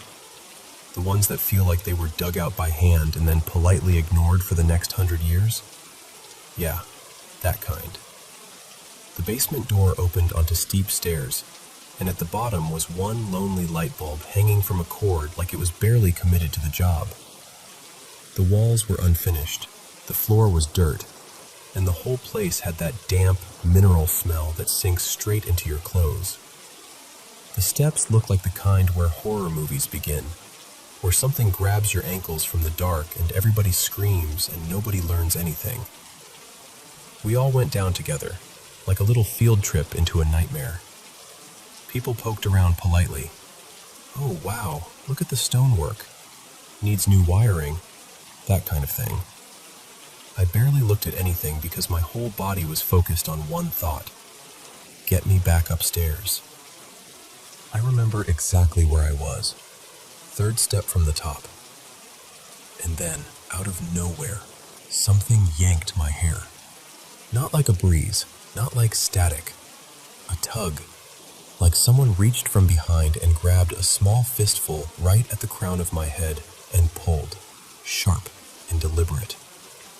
I froze so hard I swear my brain went blank. My first thought was, okay, I caught it on something. So I whipped my head around, looked at the wall, looked at the railing, looked for a nail, a hook, anything. There was this fire extinguisher mounted nearby, but I wasn't close enough to it, not even remotely. And there was nothing else, no protruding wire, no rough wood, nothing. And the second I realized there was no logical reason for that pull, I was done, completely done. I stepped into the kitchen like my life depended on it, and basically power walked out of the house. My parents followed, confused, asking what was wrong, and I didn't even answer until we were in the car with the doors shut. Then I told them. Something pulled my hair on the basement stairs. They didn't laugh it off, which I appreciated. They got quiet, exchanged that look adults do when they don't want to freak you out, but also don't know what to say. And after that, it just became one of those stories we brought up every once in a while, usually over dinner, in that half-joking, half-serious tone. Like, remember that creepy farmhouse? Remember the hair thing? The kind of story you tell because it's the only one you've got that actually happened to you. Later on, the property got bought by this local guy who opened an Italian restaurant out front. He cleared out a bunch of the trees and the lawn to make room. Kind of sad, honestly, but the old house stayed put way back on the land. It's still there, last I heard, like it refused to budge. And then time passed. I went off to college. Life got busy. The memory faded into the general pile of weird teenage moments. Until one day, about 4 years after the open house, my mom called me with this, "You are not going to believe this," kind of voice. She'd been at an appointment with her hairstylist, and somehow the Italian restaurant came up, the one on that property. And the stylist goes, totally casual, something like, "Oh, that place? Yeah, there's supposedly an older woman's spirit out there. People say she messes with folks on the basement steps, especially men. Just little stuff, like she'll tug hair or touch you when you're going up." And here's the part that got me. My mom hadn't told her anything. She hadn't mentioned my story. The stylist just offered that up on her own, like it was common gossip. When my mom repeated that to me on the phone, I swear my entire scalp prickled. That same cold, crawling feeling climbed right up my spine, like my body recognized the moment before my brain could. My mom, of course, told the stylist what happened to me back at that open house. And the stylist was apparently like, "Yep, that's exactly what people say." So, yeah, that's it. The house is still standing. The restaurant is still open. And every so often I think, maybe I should go back, just to see. But if I'm being honest with you, there's a curious part of me. And then there's the much louder part that remembers that third step from the top and wants absolutely nothing to do with it.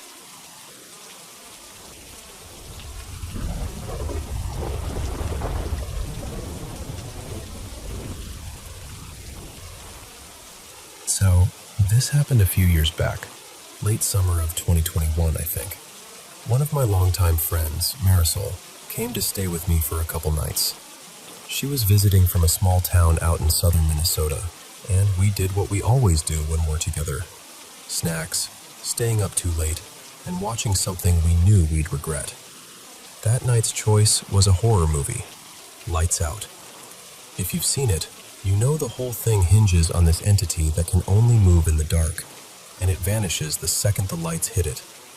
The character's name in the movie is Diana, and obviously, fiction. We knew that. We were joking about it, quoting lines, laughing at ourselves for even picking it, and still, about 15 minutes after the credits, Marisol wanted to go outside and smoke, and I was like, sure, I'll come with you. Because the air felt cool, and it was one of those nights where the world is quiet in a way that almost feels soft. Where I lived then was this little loop of houses, almost like a cul-de-sac, except it's more of a circle. There's basically one way in and one way out. This short road that goes up a hill and connects to the main street. On one side of the hill, there's an intersection with a couple restaurants and a strip mall. On the other side, there are just a few houses, and behind those, woods. We'd see deer sometimes, and cranes, and little things rustling around that you never fully see. During the day, that hill gets plenty of sun. At night, though, it turns into this weird pocket of darkness. There's a street lamp down near the main road, but the bushes along the hill throw these heavy shadows. So when you first step out of the neighborhood and start walking up, it's like the light just stops. Your eyes adjust, but it never feels bright enough to be normal. It was close to 11 p.m., and we were walking side by side, talking about something completely unimportant. Like we were debating which horror movie is actually the scariest, when Marisol suddenly slowed down. Then she lifted her arm across my chest, like a gentle stop, and she whispered, "Do you see that?" I remember the exact way my stomach dropped, because she wasn't joking. She wasn't doing that playful, ooh, spooky thing. Her voice had that tightness people get when their brain is trying to decide if something is real. So I looked, really looked. Straight ahead into that thick part of the hill where the shadows were darkest. And something was moving. At first, my brain tried to label it. Deer, crane, a person, anything. Because that's what your mind does. But the more I focused, the more my thoughts just slid right off it. It was darker than the shadows around it. Not like hard to see, but like it was made of a deeper black, the way a silhouette looks when it doesn't belong in the lighting. And it wasn't walking normally. It was moving in this slow, circling pattern, almost like it was turning around itself, like it was pacing, but not forward, just rotating. And here's the part that still makes my skin prickle when I say it out loud. It looked like only legs. 2 long legs. Too long, honestly. Not thin like a bird's, not thick like a deer's. Just wrong in a way I can't neatly describe. And there was no torso, no shoulders, no head, no arms. Nothing above where a body should be. Just legs, moving like they belonged to something that wasn't fully there. But Marisol saw it too. I could feel it in the way she went completely still beside me. Then one of us, maybe me, made a small sound. Not even a scream. Just that sharp inhale people do when they realize they're about to panic. And the thing shifted. It moved toward the side of the hill that led back into the neighborhood, toward my house, and then it was gone. Like it stepped into the darker edge and just erased itself. The whole sighting couldn't have been more than a few seconds, but it was enough. It was more than enough. I remember us both standing there, not speaking, because once you speak, it's real. And once it's real, you have to decide what to do next. Neither of us wanted to walk back toward my house, not after it went that way. So we kept going forward instead, toward the strip mall. We didn't even discuss it. Our bodies just chose the direction that felt safer. We went under the lights, stood near the storefronts, smoked like it was a chore we needed to finish, and tried to pretend we were normal people having a normal night. But we weren't. When we finally headed back, we held hands the entire way up that hill, like kids, like we could anchor each other to the ground just by staying connected. And here's what really messed with me afterward. A couple weeks later, I had 2 other friends over, Evan and Kira, and they ended up walking that same road at night without me. They came back pale, and before I could even ask why, one of them said, "Okay, don't freak out, but we saw something on the hill. Same place, same darkness, same impossible movement." After that, I started digging into local stories, urban legends, weird sightings, anything. I even posted about it online, hoping someone would say, "Oh yeah, that's just a heron doing something creepy," or "There's a known optical illusion there," or literally anything that would let my brain exhale. But I didn't get anything that fit. And what's wild is that I'm not someone who wants it to be paranormal. I've tried to talk myself out of it every way imaginable. I've wondered about hallucinations, fear contamination from the movie, misperception, stress, all of it. But the details don't line up neatly, especially because it wasn't just me, and it wasn't just one night. I haven't seen it in a long time, over 2 years now, but the fear didn't leave with it. That hill still feels wrong to me. Even now, if I have to walk alone at night, and I hear the crickets stop, or the sound shifts, my whole body reacts like it's bracing for something. And sometimes I catch myself thinking, maybe I imagined it. But then I remember Marisol's voice, the way she reached her arm out to stop me. "Do you see that?" And I did. So yeah, I don't know what it was. I don't know what kind of thing can look like legs without a body. I just know that for a few seconds on that dark hill, something moved in a way that didn't belong to anything I've ever seen in real life. And I've been trying to make it make sense ever since.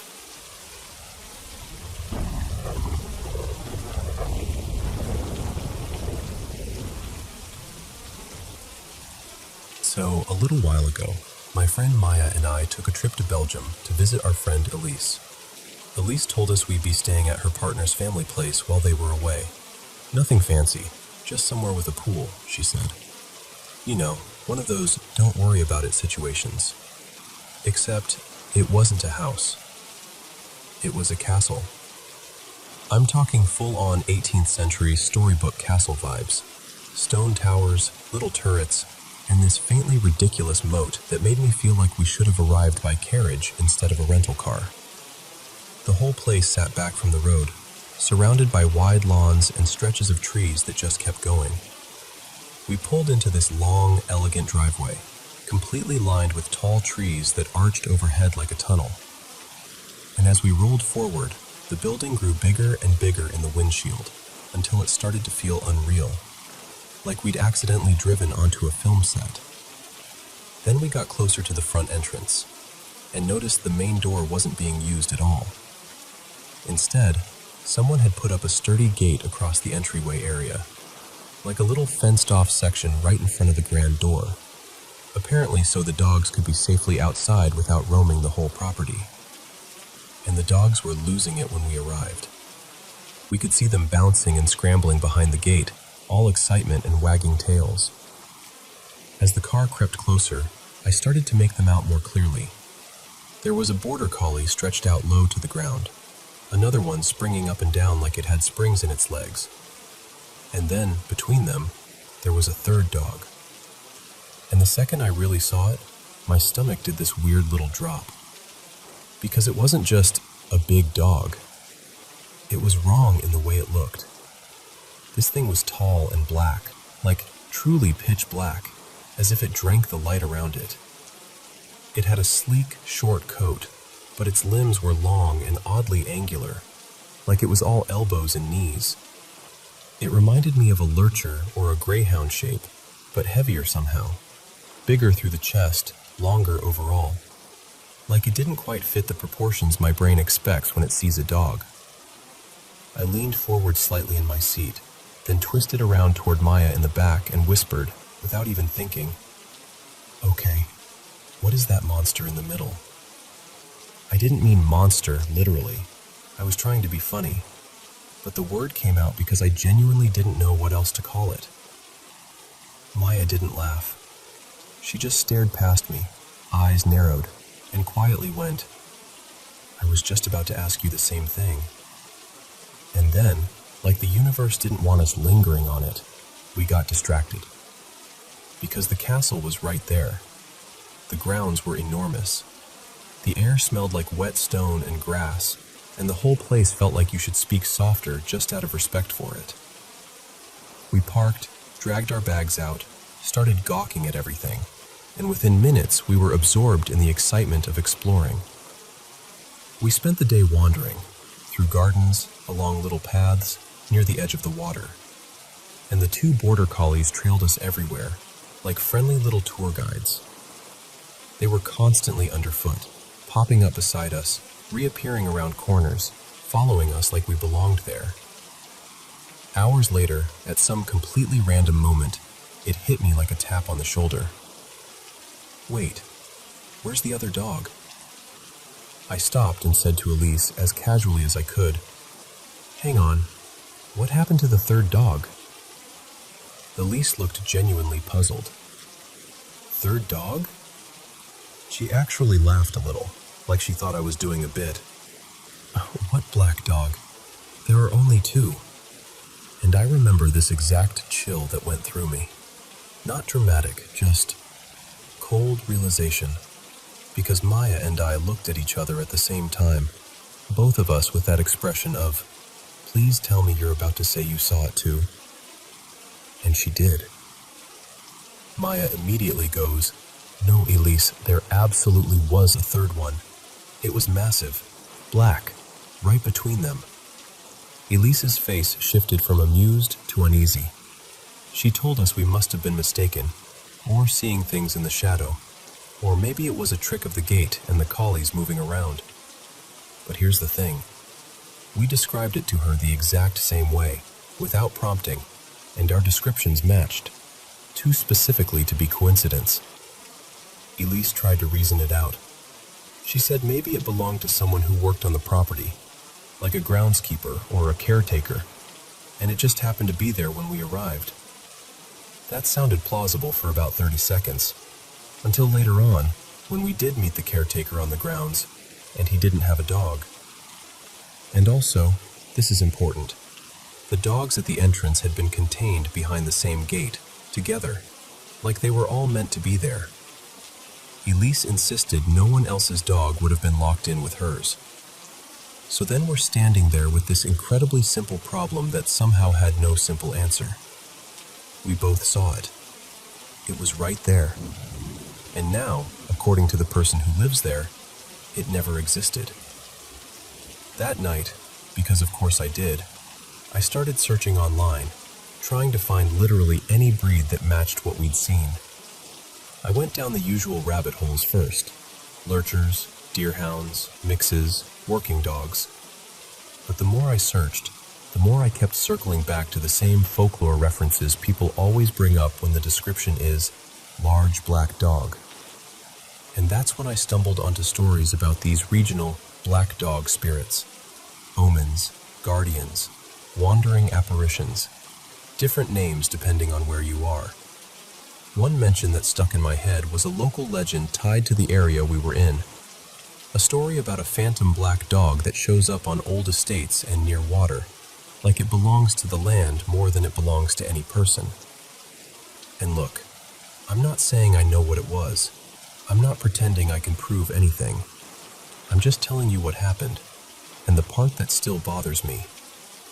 It wasn't like seeing something in the corner of your eye. It wasn't a shadow. It wasn't a quick glimpse. We watched it. We took it in. We commented on it. And then it was simply gone. Like it had never been there at all. So if you've ever had an experience like that, where you and someone else see the exact same impossible thing, and you're left afterward trying to jam it into the shape of a normal explanation. I get it now. Because even thinking back on it, I can still picture that gate, the two collies, and that third shape in the middle. Too tall, too black, too strange. And I still don't have a satisfying answer for it.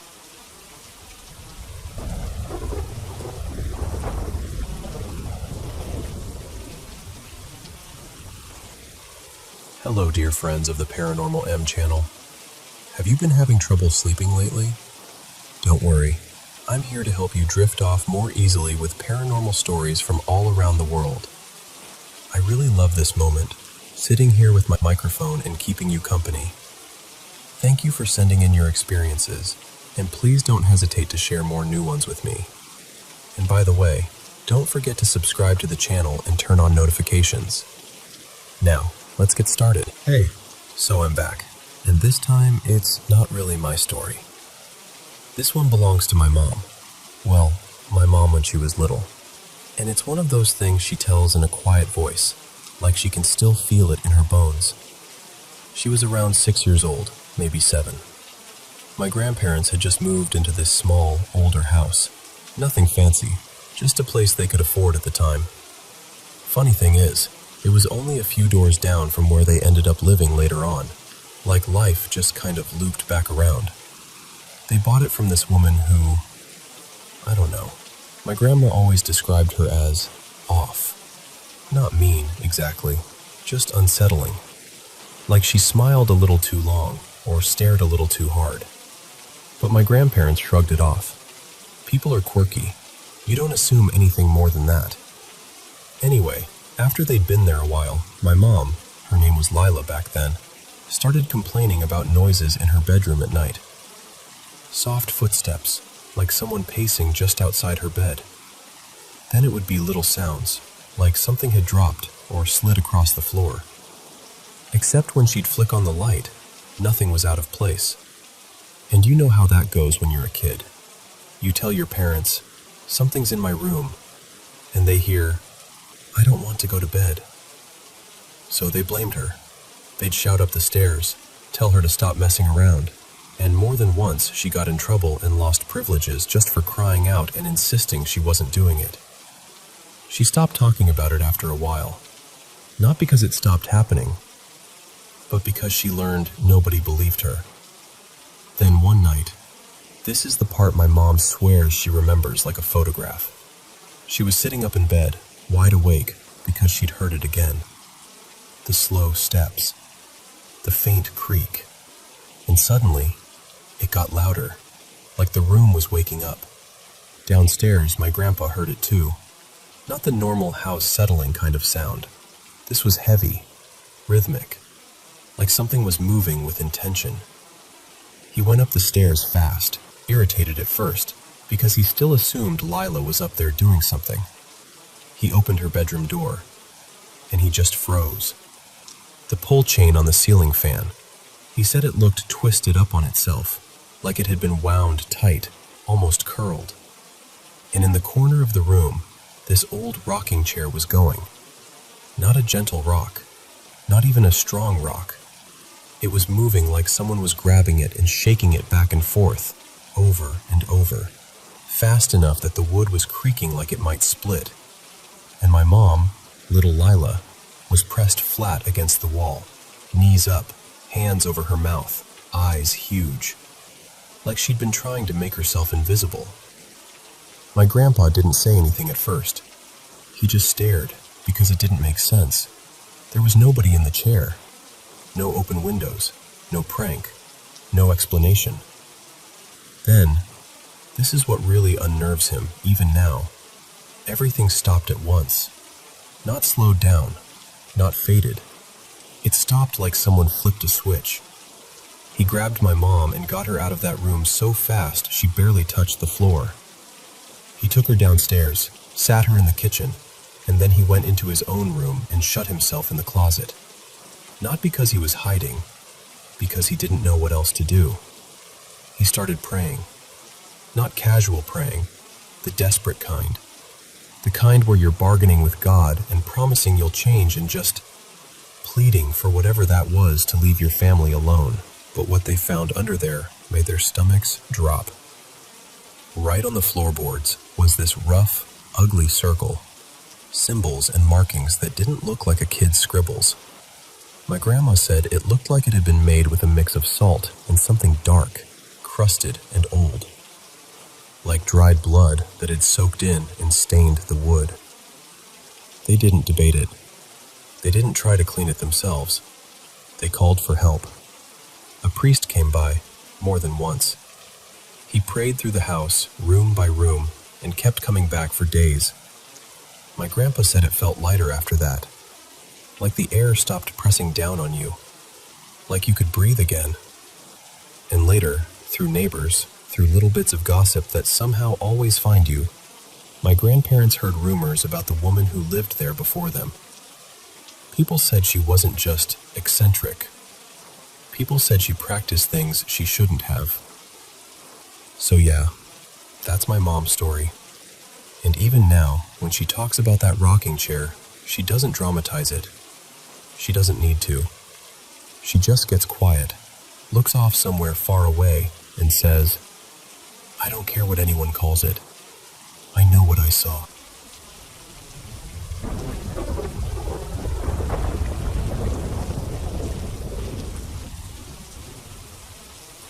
Okay, so when I was a kid, one of my closest friends lived in this part of town that everyone whispered about. The kind of place people would point at when they drove by and say, "Yeah, that area's got history." Like old land, old stories, the whole vibe. My friend, let's call her Jenna, swore up and down her house was haunted. She'd talk about odd noises, weird cold spots, doors that didn't feel normal. And honestly, from my perspective, her house was incredible. It was in one of the nicest neighborhoods around, older but classy, the kind of place that felt established and kind of grand.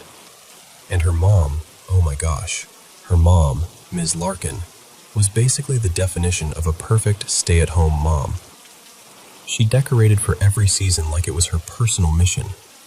She baked like she was trying to win awards. I'm talking fresh pies, cookies, cinnamon rolls.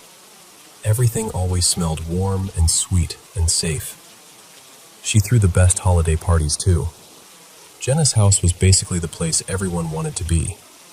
So I spent a ton of time there. Sleepovers, school projects, movie nights, you name it. But this one night, this is the night that still sticks with me. It was another sleepover at Jenna's. I don't even remember what we were celebrating, just that her dad was out of town, which matters. We did all the usual stuff. Snacks, laughing too loud, staying up later than we should. Then it was finally time to crash. Her room was packed, like wall-to-wall sleeping bags and air mattresses. You couldn't see the carpet at all. I ended up on an air mattress right by her bedroom door, and her door was open. Always. They always kept it open at night. And right outside the room, at the top of the stairs, they had this loud industrial fan they'd run as a noise machine. Jenna's family claimed the house made noises at night. Creaks, shifting, little sounds. So they used the fan to drown it out. Personally, I hated that thing. It was just this constant, heavy humming that made it impossible for me to relax. And that night, I was stuck awake, listening to it like it was drilling straight into my brain. This was before everyone had phones on their pillows, so I didn't know what time it was. I couldn't see Jenna's clock from where I was. I was just lying there, staring into the dim hallway, annoyed and restless. At some point, I heard footsteps, not inside the room, outside it. I heard Jenna's mom's bedroom door open, and then I heard her walk across the hallway. And I knew it was her because her parents' room was directly across from Jenna's, with that fan sitting right between the doors. Also, Jenna's dad was gone, and all the other girls were asleep, so there was no confusion. Then I heard her start going down the stairs. And listen, those stairs had 2 steps that squeaked no matter what. You could tiptoe, you could step on the edge, you could try to float down like a cartoon burglar. Didn't matter. Those 2 steps always squeaked. And I heard them, clear as day. So I'm lying there thinking, okay, she's up. Maybe it's morning. And then I start hearing faint kitchen sounds downstairs, like cabinet doors, the clink of something being set down, that sort of soft morning movement. Nothing loud, just busy. And my brain immediately goes to food, because Ms. Larkin made the best breakfast. Like, legendary. She'd make chocolate chip pancakes and put out powdered sugar like it was a fancy restaurant. And she'd dust your pancakes perfectly if you asked, like the most gentle little snowfall over the top. So now I'm awake, because all I can think about is pancakes. Time passes. I don't know how much, but it starts to feel long. Like, if she's up making breakfast, shouldn't she be coming back up soon to wake everyone? And then the room starts to brighten a little. Not full daylight, but that soft, early morning glow. The kind that makes everything feel calm and golden. I'm still staring at the stairs. And then, oh my God, my whole body just freezes, because I see Miss Larkin open her bedroom door and walk out and start walking toward the stairs, like she's just now getting up. And my heart drops, because I'm sitting there thinking, no, you already went downstairs. I knew it. I knew she had. I heard her door. I heard her cross the hall. I heard her take those steps. I heard those squeaks. And she never came back up. Not once. Not even for a second. But here she was, doing it again. I felt this cold wave hit me, like the kind that starts in your chest and spreads down your arms and legs until you're covered in goosebumps. Like my body understood what was happening before my brain could even form the words. And then, almost like the world was rubbing it in, I suddenly smelled it. Pancakes. Sweet, warm batter. Butter. And bacon, too. Salty and smoky. Except, I hadn't smelled that earlier. Not when I thought she was downstairs making breakfast. The smells only showed up now, when she was walking down the stairs for the first time, like a normal morning. I remember just lying there, completely locked in place, staring at the staircase, trying to make it make sense. A little later, she came back up, cheerful and normal, and gently woke everyone up for breakfast like nothing had happened. And that's the weirdest part. Nothing else happened that day. No big dramatic moment. No explanation. No one screaming or running out of the house. Just breakfast and laughter and chocolate chips and powdered sugar. But after that night, I started noticing things in that house more. Feeling things. Hearing things. Like once something had cracked open in my brain, it didn't fully close again. And I swear to you, I still don't know what I heard walking down those stairs the first time. But I know one thing for sure. Those 2 steps squeaked, and I heard them.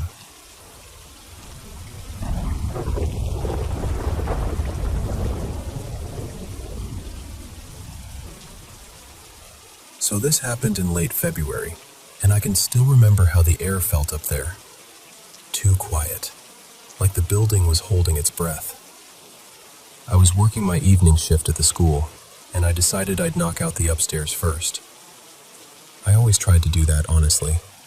The second floor of the high school just didn't feel welcoming at night, and I wanted to get it over with as fast as possible. I started in this storage classroom, more like a dumping ground than an actual room.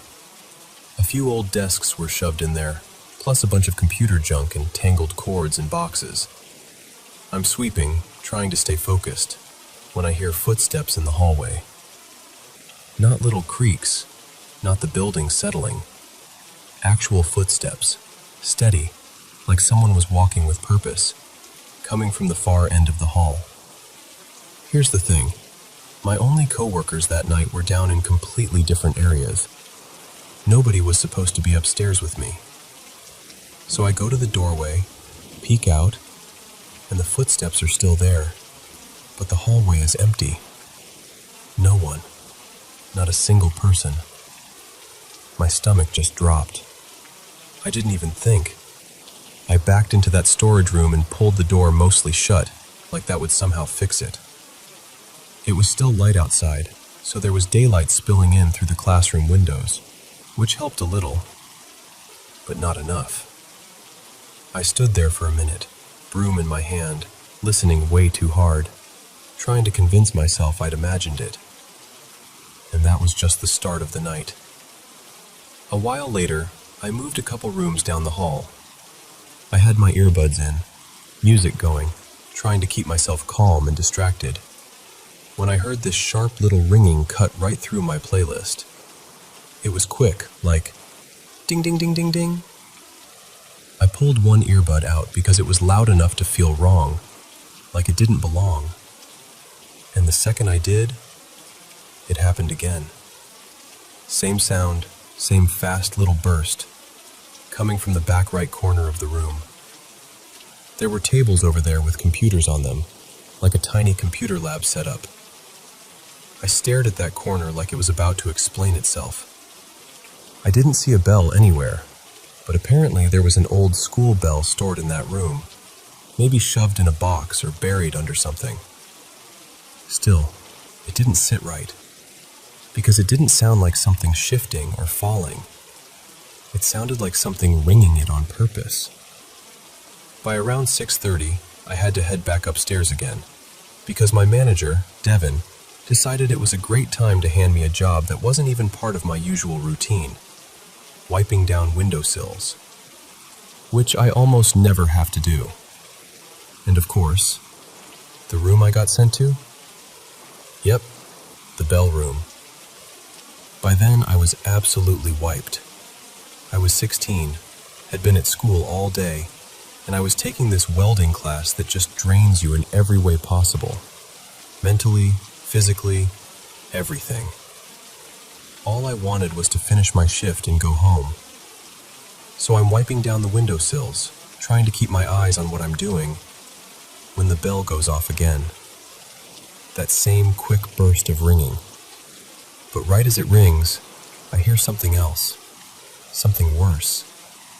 I froze. Like, completely locked up. Rag still in my hand, half crouched by the sill, unable to move. And then, just for a second, I saw it.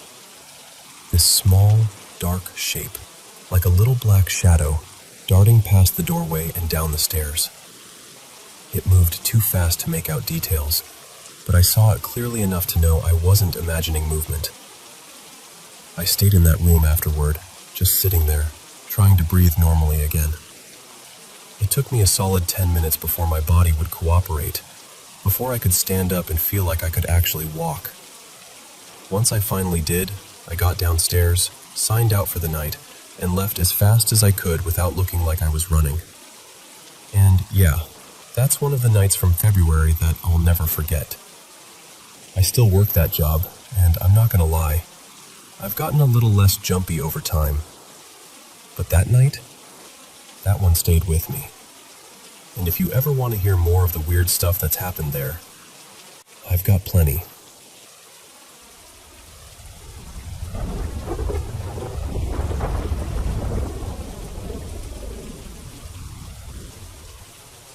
So, our cat Miso died. Kind of suddenly, the night before Thanksgiving.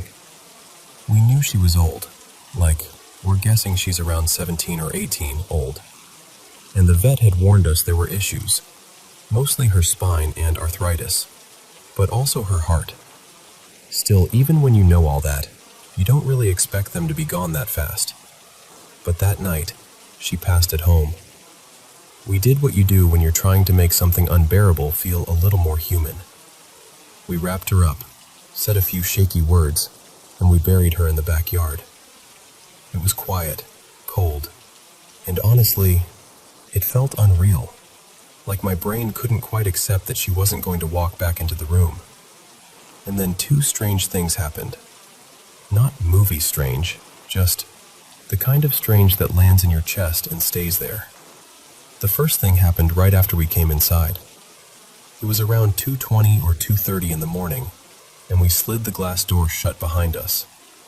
I was standing there taking off my shoes, still kind of in shock, and suddenly, fireworks. Not in the distance, not scattered around the neighborhood. It sounded like they were popping off right over the exact spot we'd just buried her. Now, we live near a park, so yeah, people do dumb stuff late at night sometimes. Drunk people, teenagers, whatever. I can explain fireworks. But what made my skin prickle was the timing. Nothing all night. Then the second we step inside after burying her, boom, boom, crackle. Right there. We just looked at each other like, are you kidding me? The second thing happened more recently, like yesterday. After she died, I bought this little garden cat statue, one of those solar ones that glows if it gets enough sun. I stuck it along the edge of the bushes near where we buried her. And I know this is irrational, but grief makes you do irrational things, and I just wanted there to be a small light out there at night. Like she wouldn't be alone. I would check it after dark, almost like a ritual. And sometimes it would glow, and sometimes it wouldn't, and I'd find myself talking about it out loud like a weirdo, wondering where she is now, if she's okay, if she's anywhere. I even told my partner Caleb that I might move the statue out to the middle of the patio during the day so it could charge better. Caleb wanted nothing to do with it, like zero interest in even looking at the spot, let alone touching anything near it, which I get. We grieve differently. I can stare at death and poke at it and ask it questions. He would rather not. Then we had this big snowstorm.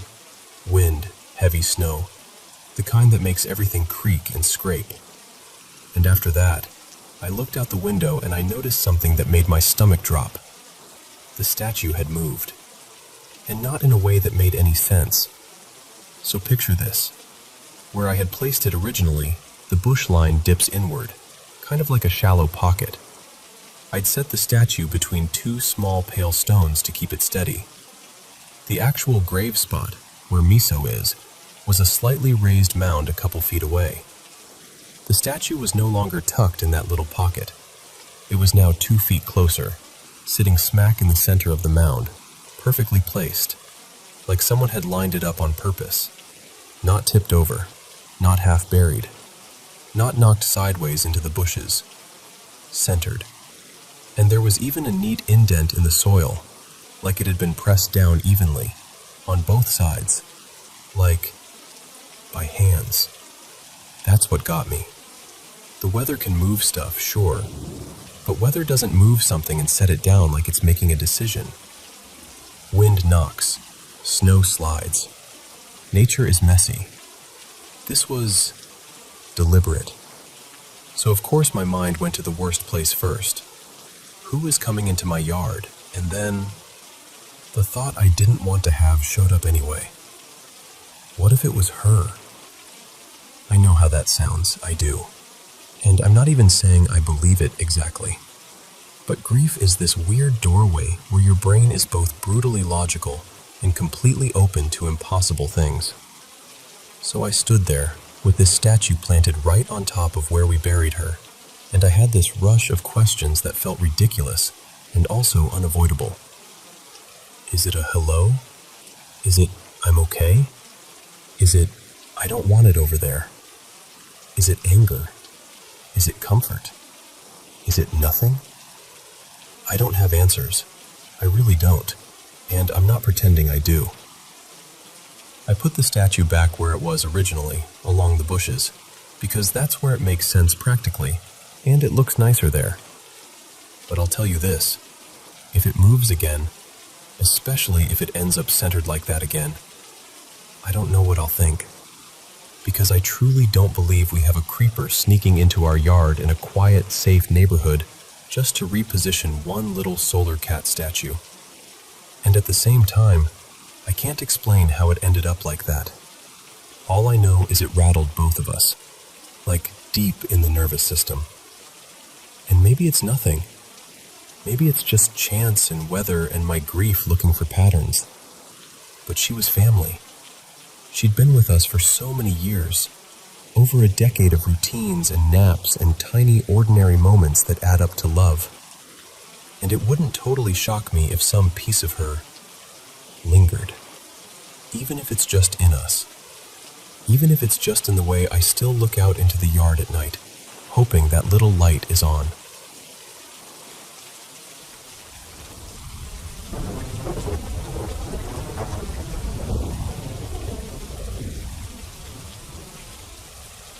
Hey, I've been going back and forth about sharing this, honestly. Not because I'm trying to convince anyone of anything, I'm really not. It's more like I'm trying to understand me, and I'm hoping that saying it out loud to someone who's willing to listen might help it make a little more sense. So, since I was a kid, like really young, I've seen things. Spirits. Not in a poetic way, I mean visually. Clear enough that I could tell you where I was standing, what the room smelled like, what the air felt like. Some of them felt gentle, almost like a quiet protection, and some of them didn't. Some felt wrong in a way that made my stomach drop, like my body recognized danger before my mind could explain it. One memory that still sticks with me. I was maybe 9, and I was in my aunt's hallway after everyone had gone to bed. The house was totally familiar, totally normal, and then it wasn't. The air turned heavy, like the temperature shifted without actually getting colder.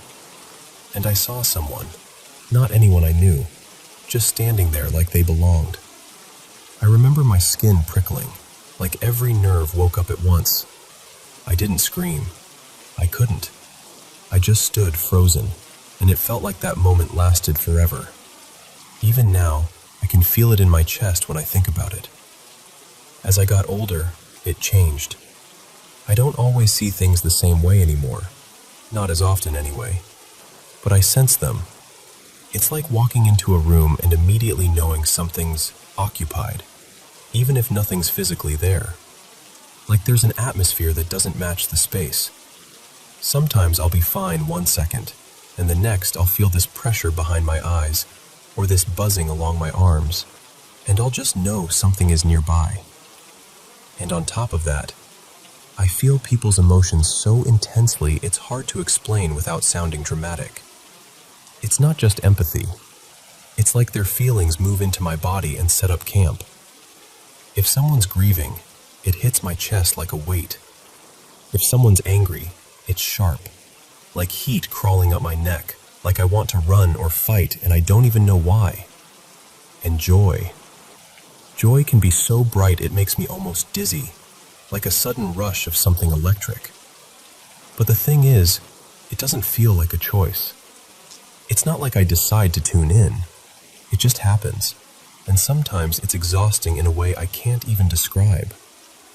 I also get dreams, and sometimes quick, sudden flashes when I'm awake that feel connected to people. Sometimes it's symbolic, like weird images that don't make sense until later. Other times it's uncomfortably specific. Like I'll dream about someone I haven't spoken to in years, and the next day I'll hear they've had some huge life event. Or I'll get this strong feeling that I need to reach out and say something. Not hello, but something very particular, like reassurance or a warning. There was one time with my friend, I'll call her Marin, where I kept seeing the same image in my head for days. Water on a kitchen floor, a cracked mug, and this intense feeling of, tell her to slow down. It felt ridiculous, honestly. I didn't want to sound weird. But it wouldn't leave me alone, so I finally called her and I was really careful about it. I didn't make it dramatic. I just said, hey, I don't know why, but I keep feeling like you need to slow down and be extra careful right now. And she got quiet. And then she told me she'd almost slipped the night before carrying boiling water because her hand cramped and a mug shattered on the floor. Like, I couldn't have known that.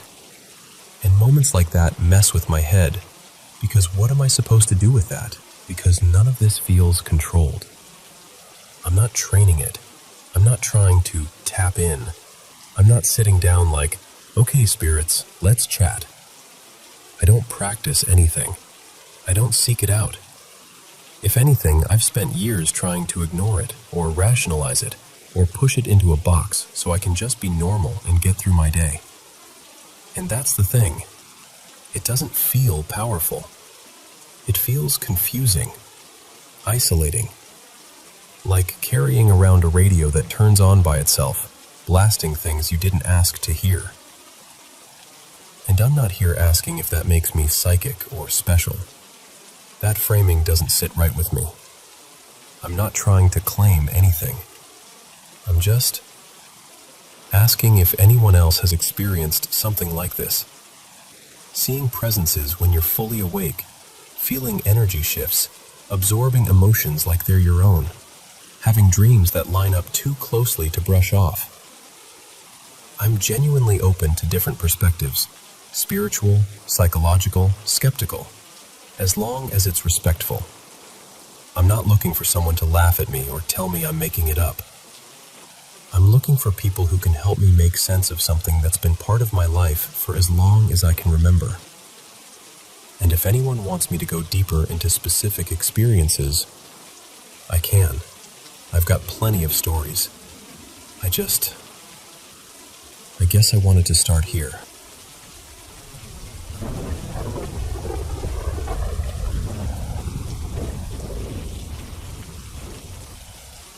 So, we moved into this little house in early fall of 2021, September, I think. And for a while, it felt normal. Cozy, even. Just me and my wife, Lena, trying to settle in, figuring out where everything goes, getting used to the creaks and the quirks. And then one night, not long after we'd unpacked, something happened that still makes my stomach tighten up when I think about it. Lena and I were downstairs watching TV. Eventually, I got tired and told her I was heading up to bed. She said, "Okay, I'll be right behind you." Super casual, nothing weird. So I go upstairs, get into bed, and I'm laying on my side with my back to the door, scrolling through my phone like always, and I hear footsteps come into the room. Not like, maybe the house is settling footsteps, like a person walking. Then I feel the mattress dip right behind me, like someone climbed into bed. The blanket shifts, the bed compresses, that unmistakable feeling when another body settles in. So I'm thinking, oh, Lena's here. But then, just a couple seconds later, I hear the kitchen sink turn on downstairs, and I hear dishes clink together like someone's rinsing something off. Instant adrenaline, like electric shock through my whole body. I whip my arm around, expecting to see Lena right there beside me, and the bed is empty. Empty. I sat up so fast I almost pulled something. I just stared at the spot where I swore someone had been, trying to make my brain accept it. Lena calls up from downstairs like, "Hey, I'm just gonna grab a glass of water." So she's down there, which means whatever I felt in the bed wasn't her. I told her and she believed me, but you know how it is when you didn't experience it yourself. She got quiet, shrugged a little, kind of like, "That's freaky, but what do we even do with that?" And honestly, time passed. Nothing else happened for a while. Long enough that it started to feel like a bizarre glitch in reality. Like maybe I'd imagined it. Like maybe I'd been half asleep. I almost forgot it. Almost. Then, months later, maybe close to a year after we'd moved in, we had the worst night of our lives. It was around 11:40 p.m. Lena and I had just gotten into bed. We'd barely been laying there 5 minutes when we suddenly heard one of the kids' indoor scooters blast across the hardwood downstairs in the dining area at the bottom of the stairs. And I don't mean a toy shifting or slowly rolling an inch because the floor is uneven. No, this sounded like a hard shove. Like it got launched, wheels rattling fast, sliding, clattering. The kind of sound that makes your brain scream, "Someone is in the house." Lena sat straight up. I sat straight up. We looked at each other and there was no wait and see. No, listen for more. We moved. I grabbed my handgun, and we did that awful thing you never want to do. Clearing your own house in the middle of the night with your heart trying to climb out of your throat. Our place isn't big, maybe 1,100 square feet, and it's kind of cramped, honestly. Not a ton of storage, not many places for someone to hide. We checked everything. Closets, corners, behind doors, under beds, every room. Nothing. No open windows, no forced door, no weird shadows, just quiet. So we go back upstairs, both trying to pretend we're not shaking. I kept the gun within arm's reach. We're laying there again, and it's like our bodies haven't even had time to calm down. And then we hear it. Someone coming up the stairs. Clear as day. Heavy steps. Not careful. Not sneaking. Just walking up like they own the place. It takes maybe 8 seconds to climb our stairs, and whatever it wasn't slow. There was the sound of footsteps, but also this weird swish sound, like fabric brushing with every step, like a jacket or track pants. Lena sprang out of bed before I even fully moved, arms up like she was bracing to confront someone at the top. I grabbed the gun and rushed to the bedroom door, because our daughter's room is right next to ours, and all I could think was, I am not letting someone reach that door. I turned the corner, fully expecting to be face to face with an intruder, and there was no one. Nobody. Nothing. The hallway was empty. The landing was empty. The stairs were empty. And that moment messed me up, because my brain couldn't file it anywhere.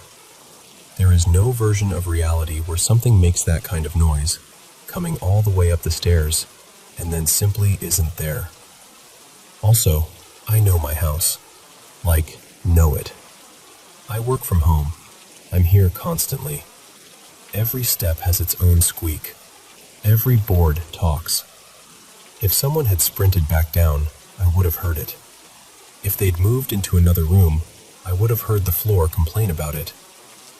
But it was like the sound reached the top of the stairs, and then vanished.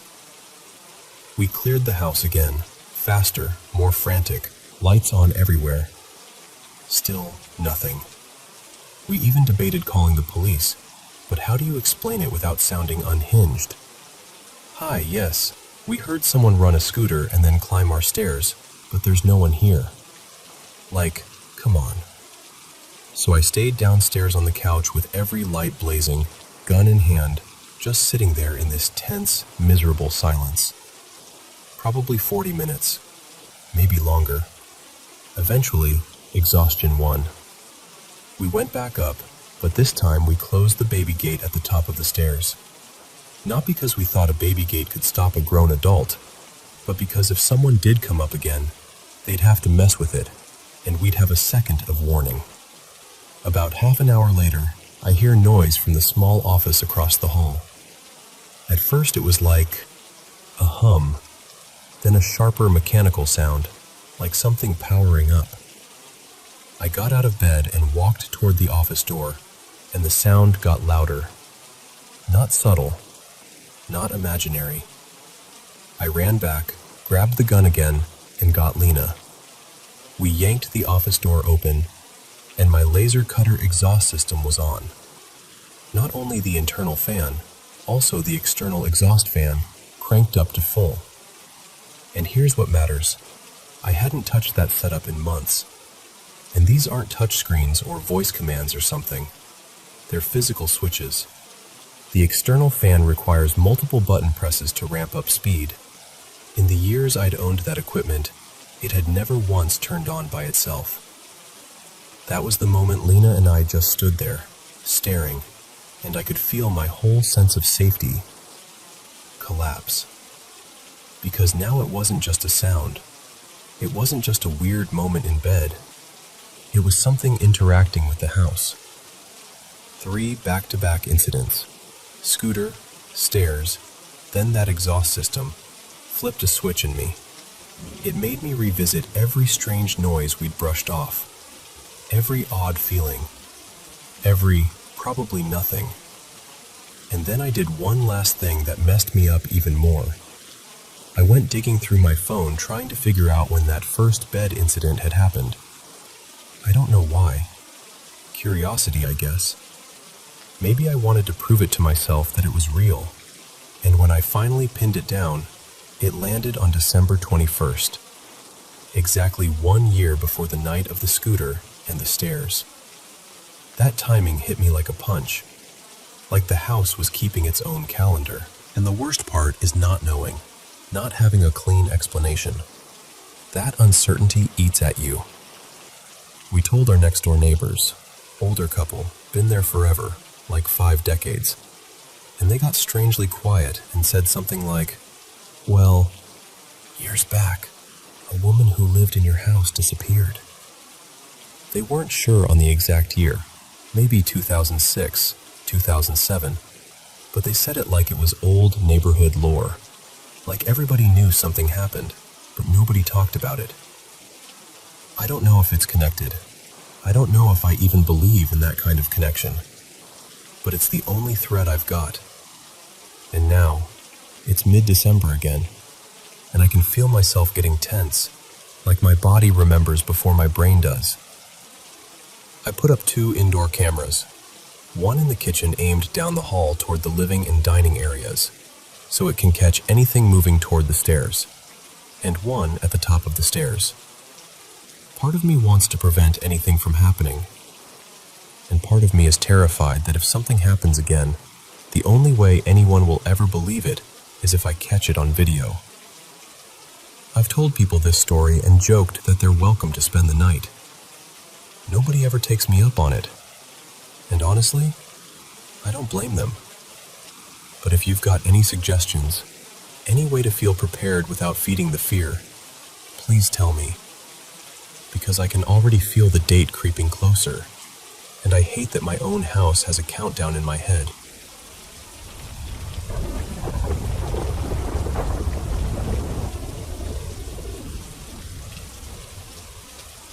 So this isn't really a scary story, at least not in the jump scare way, but it's one of the weirdest things that ever happened to me, and I still can't explain it. This was, I want to say about a decade ago, maybe a little more, like 11 years back. It was late, around 10 at night, and me and my brother Eli were doing this thing we used to do when we got bored inside. We'd just wander around outside our parents' place, talking about nothing and everything, just pacing the yard, tossing random thoughts back and forth. And at first, everything was normal. Then I noticed this tiny red dot, like a laser pointer, flicker onto my left shin. I stopped mid-step and looked down like, what was that? But the second I focus on it, it's gone. So I'm thinking, okay, maybe my eyes just caught a reflection off something. Whatever. I shrug it off and keep listening to Eli ramble, because he's the talker, and I'm mostly just nodding along. Maybe 2 minutes later, same thing. Red dot, same leg.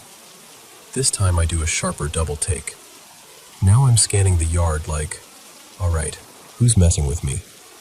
Because it seriously looked like one of those laser pointers people use to mess with pets. But I don't see anyone. No neighbors out. No movement. Nothing. I brush it off again, but I'm definitely alert now.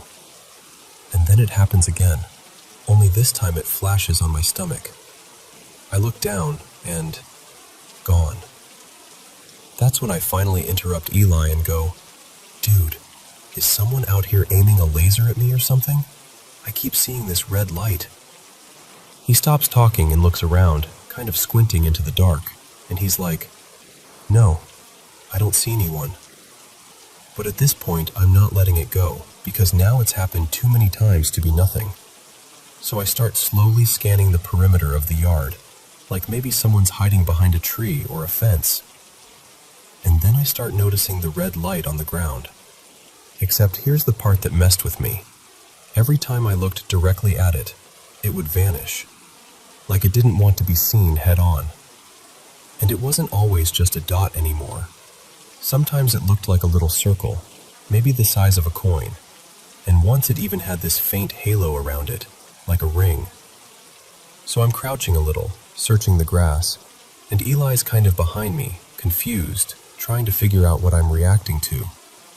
And while I'm looking, I start seeing something else, something I can't even describe right without sounding crazy. It looked like a thin, glittery, metallic silver string on the ground, almost like those shiny curling party streamers people hang from ceilings at birthdays. You know, the ones that twist and shimmer when they move. That's the closest comparison I can make. Except this wasn't hanging from anything.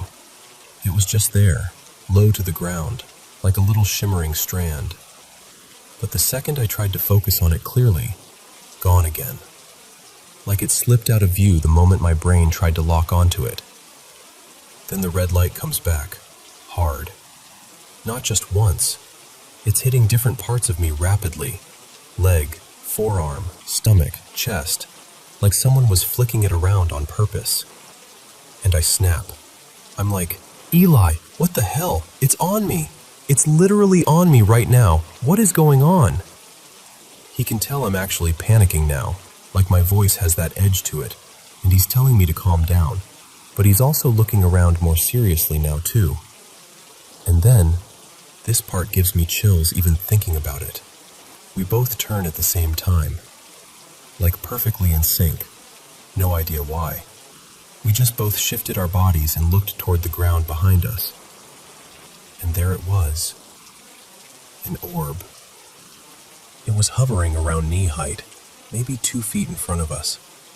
And the second we both actually registered it, like the moment our brains went, oh my God, we're both seeing this, it shot downward. Not straight down like it dropped. It moved in this smooth arc, like a little parabolic swoop, and then, zip. It went into the ground and vanished. Like it dove into the dirt. We just stared at each other. No words. Just that look like, tell me you saw that. And the answer was obvious, because we both looked stunned. Now, me and Eli were raised pretty religious. Not like we were at church every week or anything, but faith was real to us. And in that moment, we didn't interpret it as cool mystery. We interpreted it as something bad. Something with intent. Something that wasn't supposed to be there. So we went straight inside, locked the door, and we prayed, right there in the house, asking for protection, for our home to be covered, for whatever that was to stay gone. We didn't yell about it or run around telling anyone. We actually got kind of quiet, because in our minds, speaking too much about it felt like inviting it back, like giving it attention. The rest of that night we stayed up trying to make sense of it, without fully saying it out loud over and over. And then the next morning, I wake up with my left eye sore, like I'd been lightly hit by something. Not bruised, no redness like an infection, no mark at all. Just that tender, something impacted me kind of soreness. And I remember just laying there thinking, no way. Like I couldn't prove it was connected, but it felt connected in my gut. And that's basically it. We never saw anything like that again. No red dot, no glittery silver string-looking thing, no brass orb, nothing. But I'll tell you, every time I think about that night, I can still see that little bright thing hovering there, like it was alive for a second, and then it just dove into the earth like it belonged to something underneath.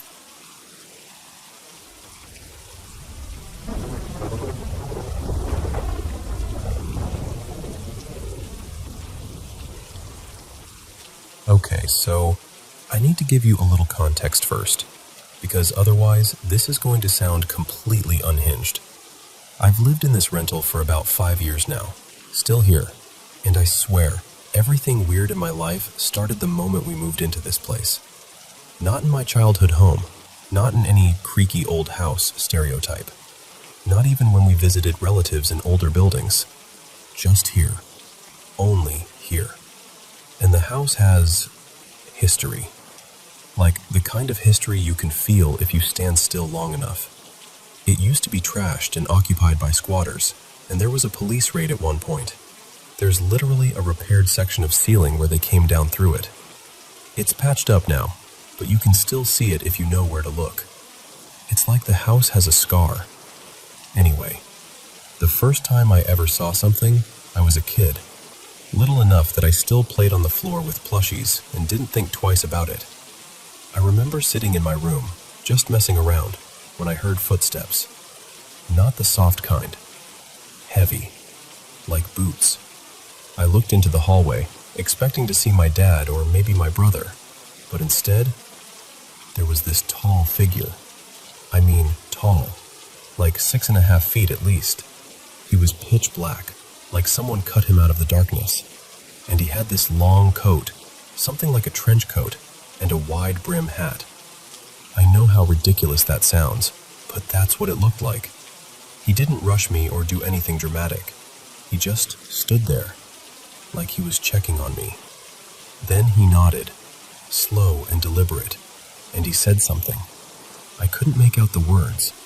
It was like hearing someone talk through water. And here's the part that makes me feel stupid even telling you. I got up and followed him. Like a kid following an adult down a hallway because it feels normal in the moment. I stepped into the hall, and he was gone. No footsteps fading away, no door closing, nothing. Just empty hallway and that same weird stillness. After that, things were quieter for a while. Not normal exactly, but quieter. The bigger stuff didn't really ramp up until I hit high school. That's when it started feeling like the house was getting more comfortable being strange. Two things stand out the most. The first one happened around 4:45 in the morning. The whole house was dead asleep. No TV, no music, nothing. And then, crash. It came from the kitchen, loud enough that my stomach dropped like I missed a step on stairs. I ran out, fully expecting to see broken glass or someone breaking in. But what I found didn't make sense. The dish drying rack, like the whole rack, was by the front door. Not tipped over in the kitchen, not slid off the counter. By the front door. And in the living room, a heavy pan, one of those thick, weighty ones, was on the floor like it had been thrown. Both things were several feet from where they belonged. Like, not a cat knocked it down situation. The pan would have had to travel. I stood there, heart racing, trying to think of any explanation that didn't involve me losing my mind. Then I did the bravest thing a jumpy person can do. I retreated. I went back to bed. I pulled the blanket up like that could protect me from physics breaking, and I forced myself to sleep. The second big incident didn't even happen to me. It happened to my friend Mason. He was over one afternoon. I was in my room folding laundry, and he was in the kitchen, because for some reason he insists on refilling the ice trays when he visits, like he lives here or something. I heard a sharp clatter, then him swearing loud enough that it echoed. I asked him what happened, and he told me, dead serious, that the tray had been firmly in both his hands when it suddenly jerked upward and smacked him right in the face, like someone yanked it. And that fits the pattern. I'll get to that. Because after those, it wasn't always big dramatic stuff. Sometimes it was little things. Objects not where you left them. A shadow in the corner of your vision. A quick movement you can't quite track when you turn your head. But the most consistent thing, the thing that every single person who comes into this house says without me prompting them, is this. The air feels tense. Like you're being watched. Not, oh, this place is creepy, watched. More like observed. Like you're a guest, and the house doesn't quite trust you yet. And I used to be one of those people who rolled their eyes at paranormal stories. Like, no offense, but I was in the there's always an explanation camp. Except after enough unexplainable things happen, especially when other people experience them too, you start running out of explanations. What's weird is that while my friends are the ones who see and hear things more often, for me the biggest experiences are touch. I'll be doing something totally normal. Homework, cleaning, just laying on my bed scrolling, when I suddenly feel this cold pressure, usually on my shoulders or along the side of my face. And it's not like a breeze. It feels specific, like hands. Here's the part that makes my skin prickle even as I say it. Most of the time, it isn't scary. It's almost, don't laugh, comforting. Like someone patting your shoulder or brushing your cheek in a familiar way. But sometimes it gets weird. Sometimes when I'm sitting or lying down, it feels like something presses into me, like a tight hug. Except it can shift into something heavier, like being pinned. Like something is laying on top of me. And before you say sleep paralysis, no, I've looked into that. When this happens, I'm awake. I can move. I can lift my arms and legs. I can turn my head. But when I try to sit up, it's like I'm pushing against weight that isn't there. I've actually forced myself upward before, like a few inches off the mattress, only to get shoved back down, like my body hits an invisible hand and bounces. It's infuriating more than anything. Like, excuse me, I'm trying to exist? And thankfully, so far, it hasn't gone past that. I really, really want it to stay that way. Because here's the pattern I was talking about. Whatever this is in my house, it treats me differently than it treats everyone else. With me, it's almost respectful. It barely messes with my stuff. If anything, it gets clingy. Like it wants attention, or it wants to remind me it's there. But with other people, it's like it's annoyed they're here, or protective, or territorial. I don't even know. It'll bang on my sister's door in the middle of the night and wake the whole house up. It'll move my dad's tools around when nobody's home, like taking things and putting them in different places just to prove it can. And then there's what happened to Mason with the ice tray, and other little accidents my friends have had here that never happen anywhere else. At this point, my whole friend group jokes about my haunted house, but it's that kind of joking where everyone laughs a little too fast, you know? Like we're trying to keep it light so we don't have to sit in how real it feels. And I don't know why it's chosen me as the favorite. That part honestly freaks me out more than the shadows or the moving objects. Because if something is capable of being aggressive to other people but gentle with me, that means it's making choices. The strangest part, this is all still happening. Like right now, while I'm telling you this, it's late, past 2 in the morning, and I can feel that same cold pressure on my shoulders and along my cheek. Not painful, just there, like it's listening too.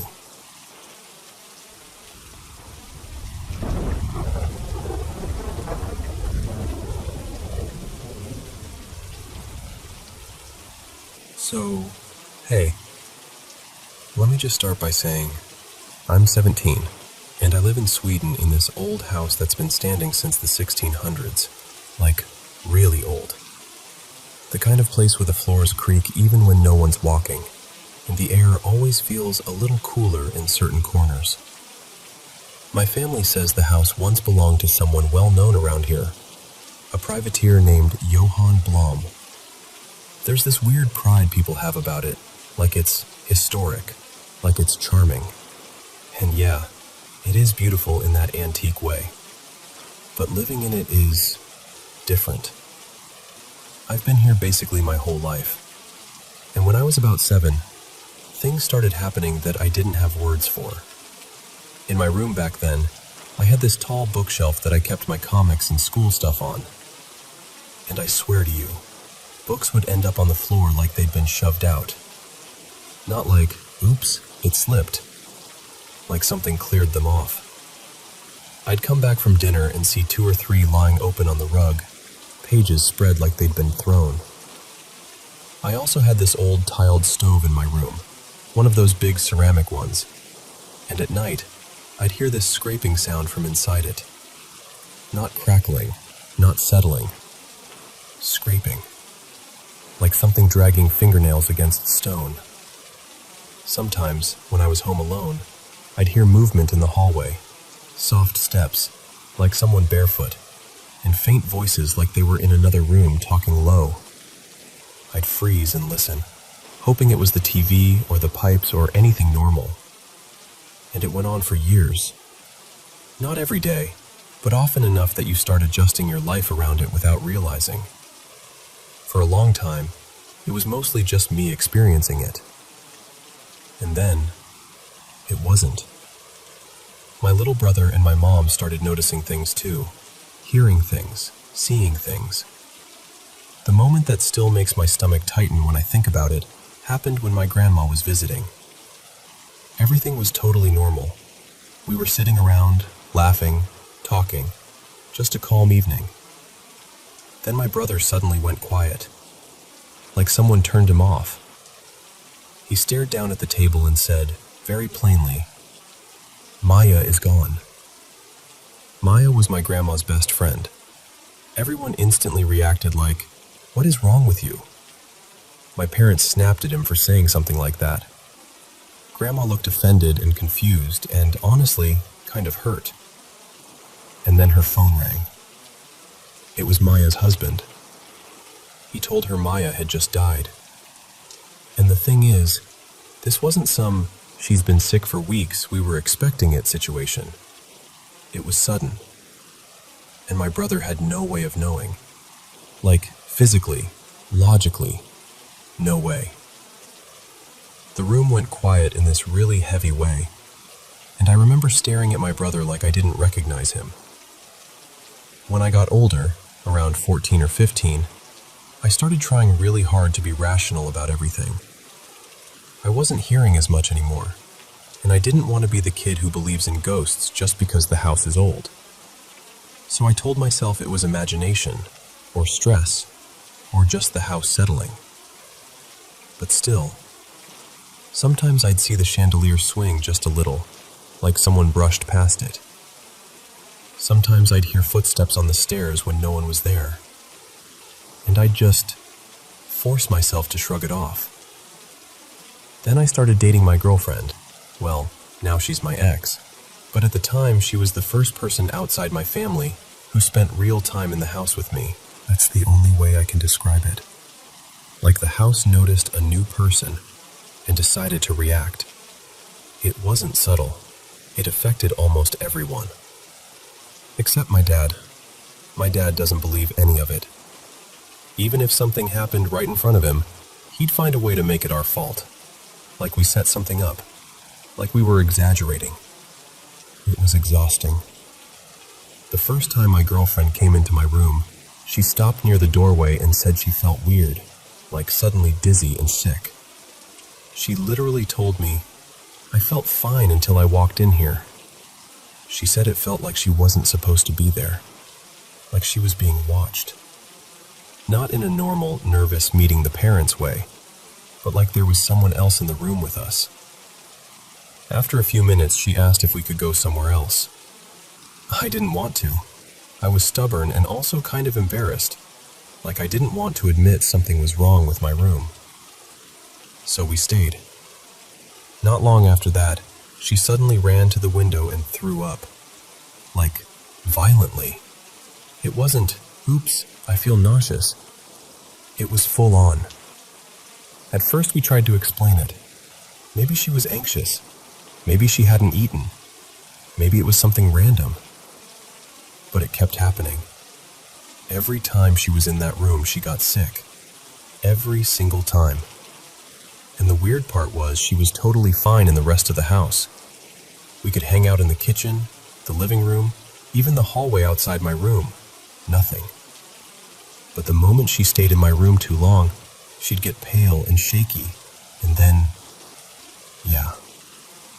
So eventually I talked to my brother and asked if we could switch rooms. He agreed, surprisingly easily.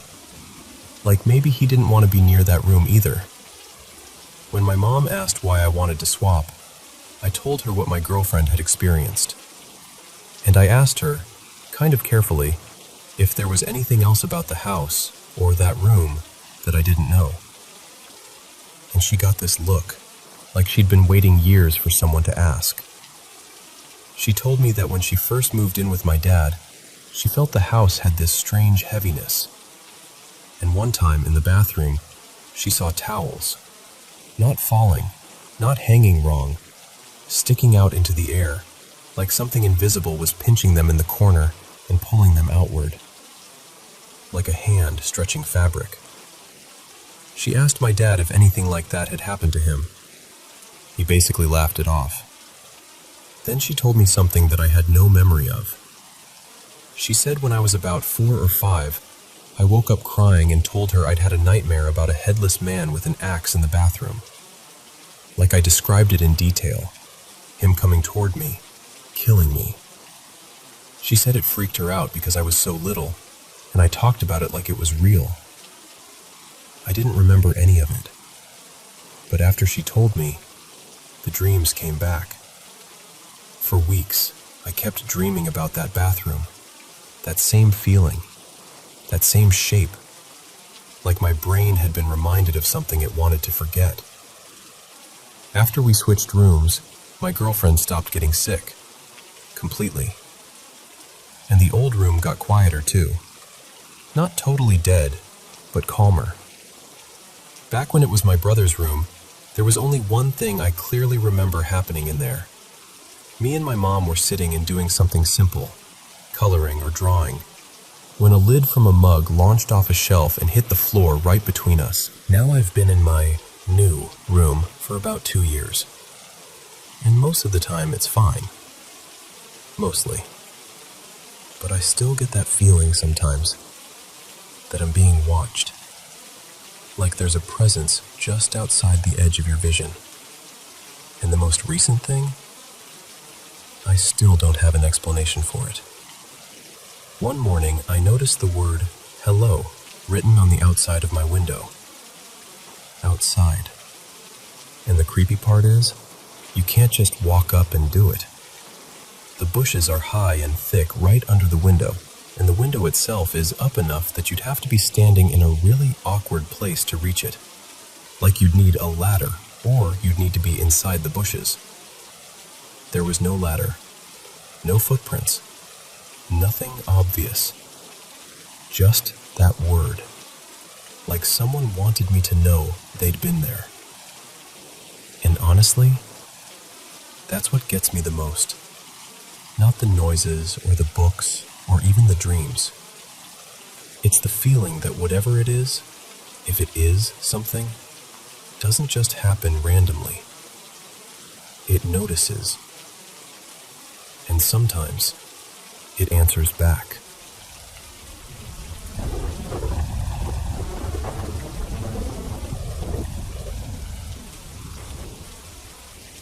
So, today I want to tell you about my aunt. Let's call her Aunt Marisol, and this house she lived in for years out in Colorado before she eventually moved down to Texas with her husband. Marisol bought that place back when she was with her partner at the time, a guy named Graham. It was actually a really nice house, the kind that should feel cozy and normal. And the basement? It wasn't even one of those creepy, unfinished basements you see in movies. It was finished. Soft carpet, clean white walls, bright lighting. Marisol used it as this combo home gym and office, and she'd worked down there as an attorney, the kind who spent her days fighting for people who needed someone in their corner. Off to the side of the basement was the laundry area, small, plain, and practical. Cement floor, washer and dryer tucked under a shelf with detergent and dryer sheets, its own overhead light. Just normal. Completely normal. And yet, every once in a while, being down there would hit me with this sudden, awful feeling, like someone had just turned their attention toward me. You know that sharp sensation where the hairs on your arms lift and your whole body prickles with goosebumps? Like your instincts are yelling, "Hey, something's right behind you." It was easy to talk myself out of it though, because everything looked so boring and everyday. I used to house sit for Marisol when she traveled, sometimes just a couple days, sometimes a whole week, because she had chickens and they needed care no matter what. During one of those stays, I carried a basket of clothes down to do laundry. And the moment I stepped into that laundry area, my body just reacted. My scalp went tight, my back tingled, and it felt like someone was creeping up behind me, close enough that if I turned too fast, I'd bump into them. I kept loading the washer, trying to act casual, but I kept glancing over my shoulder. Once, twice, 3 times. Nothing. No footsteps. No shadow. Nothing visible at all. So I did that thing we all do. I rushed through it, laughed quietly at myself, and practically sprinted back up the stairs like I was late for an appointment with safety. But then the wash cycle finished, and I had to go back down. I remember being so determined to look unbothered, like, nope, not scared, totally fine, I belong here. Like confidence could somehow keep the air from turning heavy. It was worse the second time. The washer was a top loader, and I'm short, barely 5 feet. So pulling clothes out means I have to lean way over the rim, reaching down until my feet almost lift off the ground. I was basically folded in half, vulnerable, stuck in that position. And that's when the feeling got intense, like dread crawling up from my stomach and settling in my throat. The sensation at my back was so strong, it was almost physical, like someone hovering inches away, watching, waiting. I kept telling myself it was just nerves, that I felt exposed because of how I was bent over, that my imagination was grabbing the wheel. But the longer I stayed down there, the more it felt like the room didn't want me there. I yanked the last piece of clothing out, shoved everything into the dryer, and got up the stairs so fast I'm surprised I didn't trip. When I reached the top, I shut that basement door like it could seal the feeling away. Later, grabbing the clean clothes wasn't nearly as bad. Still weird, but not like that. When Marisol got home a day or two later, I finally mentioned it, half laughing, like I was embarrassed to even say it out loud. And she didn't even blink. She just goes, "Oh, yeah, that's Eddie." I swear I thought she was joking. Then she said something that made my stomach dip. She told me Graham used to say, kind of darkly, that if he ever died before she did, he'd handle Eddie, so she'd never have to live in that house alone, with whatever that was. Graham was quite a bit older than her, so the way they talked about mortality sometimes wasn't totally out of left field. But still, hearing that, after what I'd felt, it landed differently. And then, a few years later, Graham actually did pass away. They'd been riding his motorcycle together, and an accident happened. One wrong slip on loose sand or gravel, and that was it. Marisol wasn't badly hurt, just bruises and a twisted ankle, but Graham was taken to the hospital and didn't make it. He held on for days, but eventually, he was gone.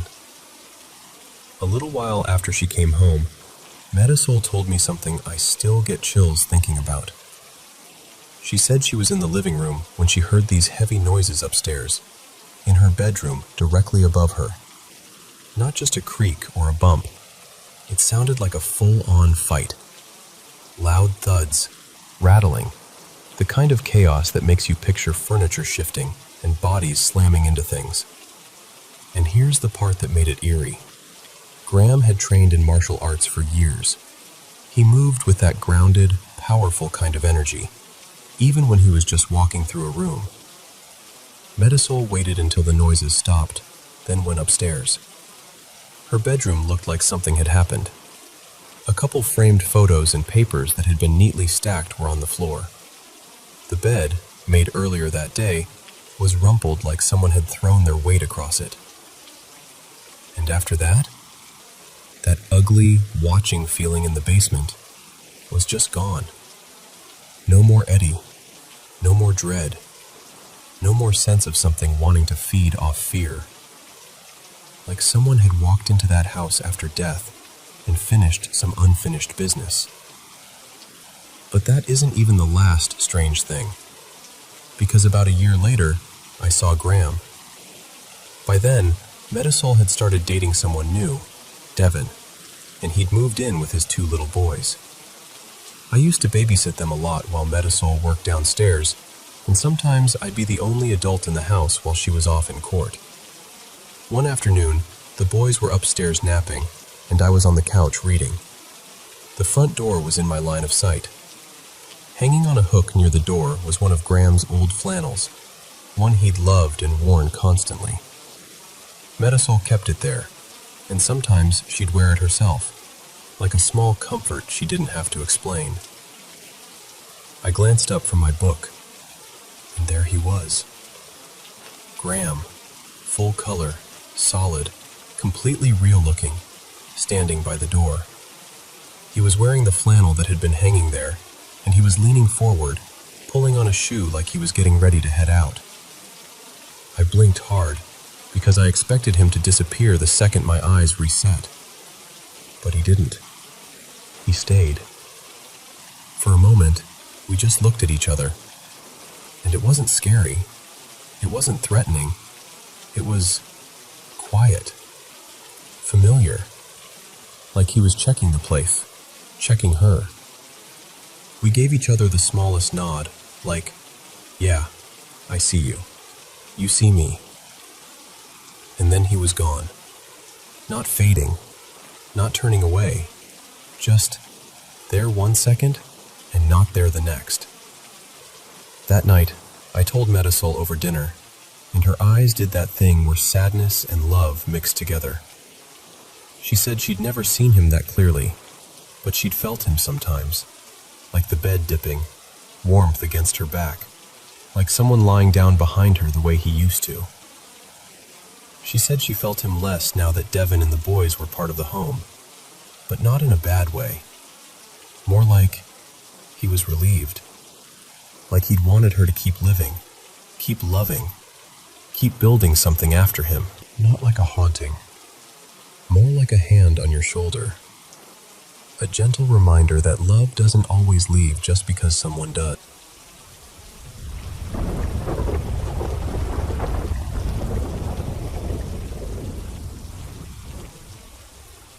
So, I can't tell you my exact age, but I was somewhere around 15, maybe 16.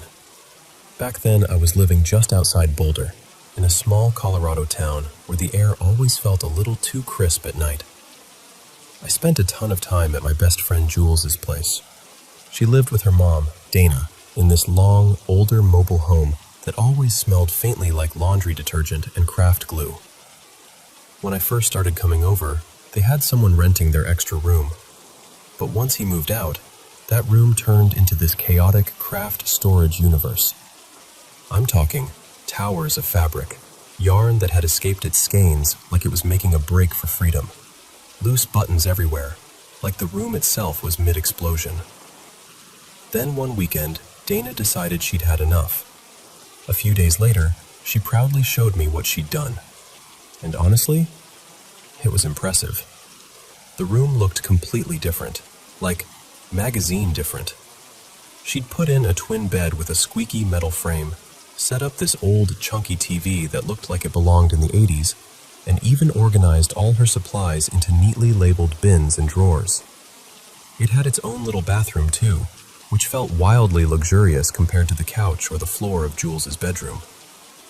Dana was practically glowing, because she knew, without even saying it, that I'd be the one sleeping in there most often. Now, Jules and I had this tradition during sleepovers. We'd stay up late and scare ourselves on purpose. That was our favorite thing. This was back when creepy internet stuff felt oddly believable. We'd watch spooky videos, read stories, and dare each other to keep going even when we were both clearly freaked out. That night, we'd even played one of those early horror games on her laptop until we were jumpy and laugh-screaming at everything. Eventually, though, we ran out of material, and the tired kind of dread set in. The kind where your brain starts inventing extra fear just to stay entertained. I didn't want to, but I finally said goodnight and went across the hall to the new guest room. I climbed into bed, the frame giving that little metallic squeal, and I just laid there trying to calm myself down. I did that thing where you take a slow breath and tell yourself, "You're fine. It's just a room. You're being dramatic." My eyes were closed. My body started to soften. And then I heard it. Footsteps. Not outside, not in the hallway, inside my room. You know that instant full-body alertness? Like someone poured cold water into your bloodstream? That happened. My arms prickled. The back of my neck lit up with adrenaline. I yanked my eyes open and immediately grabbed my glasses because I suddenly felt way too exposed being half blind. I stared into the dim room. There was a streetlight outside, and it threw a pale rectangle of light across part of the floor. And I saw nothing. But the footsteps kept going. Slow, steady creaks in the floor, like someone was actually walking around. They started near the door, then crossed diagonally toward the little TV stand, then moved toward the open closet. Then, oh my God, then they came toward the bed. I could track them perfectly. 3 or 4 small steps at a time, like whoever it was had short legs. And when they got close enough, it felt like someone was standing right beside me, just looking at me. Not menacing, not angry, curious. Then the steps moved away again, toward this oversized teddy bear Dana had propped in the corner on a chair like it was a person. Then back to the TV. And then the whole route repeated, over and over, like a little loop. I tried to ignore it. I even took my glasses off again and lay back thinking, if I pretend I'm asleep, maybe it'll get bored and go away. Nope. It kept going with a relentless energy only a kid could have. The same path, the same pauses, and I got to the point where I could predict it like a rhythm. Steps. Steps. Steps. I wasn't scared anymore, but I also couldn't relax, and I felt ridiculous, truly. But finally, I just spoke out loud. I said something like, I know this room is different now, and you're probably just looking around, but it's really late, and I can't sleep with the walking. Could you please stop for tonight so I can rest? And I'm not exaggerating when I tell you, the room changed instantly. It was like the air untensed. The prickly feeling on my skin vanished. The footsteps stopped mid-world. Silence dropped in so clean it almost felt heavy, and I could finally breathe normally again. I fell asleep. The next morning, I was in the living room, eating breakfast with Jules and Dana, telling them everything. I was trying to make it sound casual, like it was no big deal, even though my eyes were probably huge the whole time. And while I was finishing the story, I stood up to go grab my overnight bag, because my mom was going to pick me up soon. I turned toward the hallway, and I froze, like my body simply refused to move, because standing right in front of me was a little girl. Solid, real, not transparent, not misty, but completely in grayscale. She looked about 6 or 7. She was wearing this old-fashioned dress with a little square apron, something you'd see in an antique photo. Her hair was straight and cut to her jaw, and even though she had no actual color, my brain insisted I knew what her colors were supposed to be. Like her ribbon bow should have been light blue, like her hair should have been dark blonde. She looked up at me and smiled, sweet and knowing, like, "Oh, so you were talking about me." And then, without any rush, she turned slightly and leaned forward like she was trying to scoop up a cat that I couldn't see. She took a couple small steps, reaching down, and followed that invisible cat directly through the wall. Just gone. I turned back to Jules and Dana so slowly, I swear I felt my joints creak. Dana's eyes were bright, like she'd been waiting for this exact moment. "What just happened?" she demanded, practically vibrating. I could barely get air out. "You won't believe me if I tell you." "Yes, we will. Jules said immediately, like she was already bracing herself. "We know this place is weird. What was it?" So I described her, the little girl, the grayscale, the apron, the ribbon. Dana erupted. "I knew it!" she yelled, pointing like she'd just won something. "Jules, didn't I say for years it felt like there was a little girl here?" Jules just laughed and nodded like, "Fine, you've been saying it forever." A minute later, my mom pulled up, and I went back to the guest room to grab my stuff. While I was stuffing my toothbrush into my bag, I paused and looked around the room. At the neatly folded things, the labeled bins, the squeaky bed.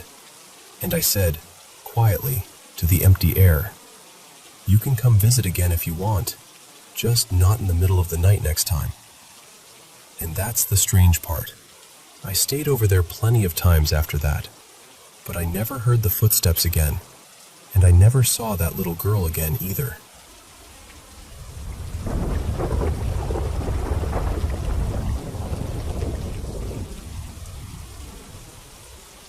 So, this happened when I was about 26, and I was crashing for a long weekend at my best friend Maya's place. She was renting this older little house with her boyfriend, Evan, the kind of house with slightly creaky floors and that faint, always there smell of wood and dust. Here's the setup. Evan's aunt and uncle technically owned the place, so the rent was cheap, but in exchange, Maya and Evan were basically the unofficial maintenance crew. At the time, they were in the middle of some renovation thing, running new wiring for recessed lights, replacing a junction box, something along those lines. And because they were going up into the attic constantly, they'd moved the attic access panel and just left it open for the week or two the project would take. And of course, the attic opening was in the ceiling of the guest room, which was where I was sleeping. So every time I'd lie down, I'd be staring at this dark rectangle above me like, great, love this, wonderful choice. And I'm not even saying I'm a super paranoid person, but sleeping under an open attic feels like the universe is daring you to imagine something up there. The first night, I literally slept facing away from it with the blanket pulled up like a child. Very cool, very brave. But the weird part didn't happen at night. It happened the next day, in broad daylight. Maya and I were in the guest room while Evan was explaining what he was doing up there, pointing at the ceiling, talking about wires and insulation, and, yeah, we're just waiting on the new fixture. I remember being half listening, kind of looking around, when I got this sudden, almost magnetic urge to look up into the opening. And when I did, it looked normal. Sunlight was coming in from the window, and I could see the beams, some rolled insulation, maybe a toolbox or a stack of drywall off to one side. Just a regular attic. Except, at the same time, there was something else. This is the part that's hard to explain without sounding completely unhinged, but it felt like I was seeing two layers at once. Like my actual eyes were seeing wood and dust, but my brain was picking up a second image in the exact same space. In that second layer, there was this black shape. Not a spider, not a shadow from a beam, not anything that made sense. It was like an inky blob, sort of fluid and thick, sitting right at the edge of the opening. And I felt it watching us. Not like, ooh, spooky attic vibes. Like the sensation you get when someone is staring at the back of your head and you turn around because you just know. Except there wasn't a someone.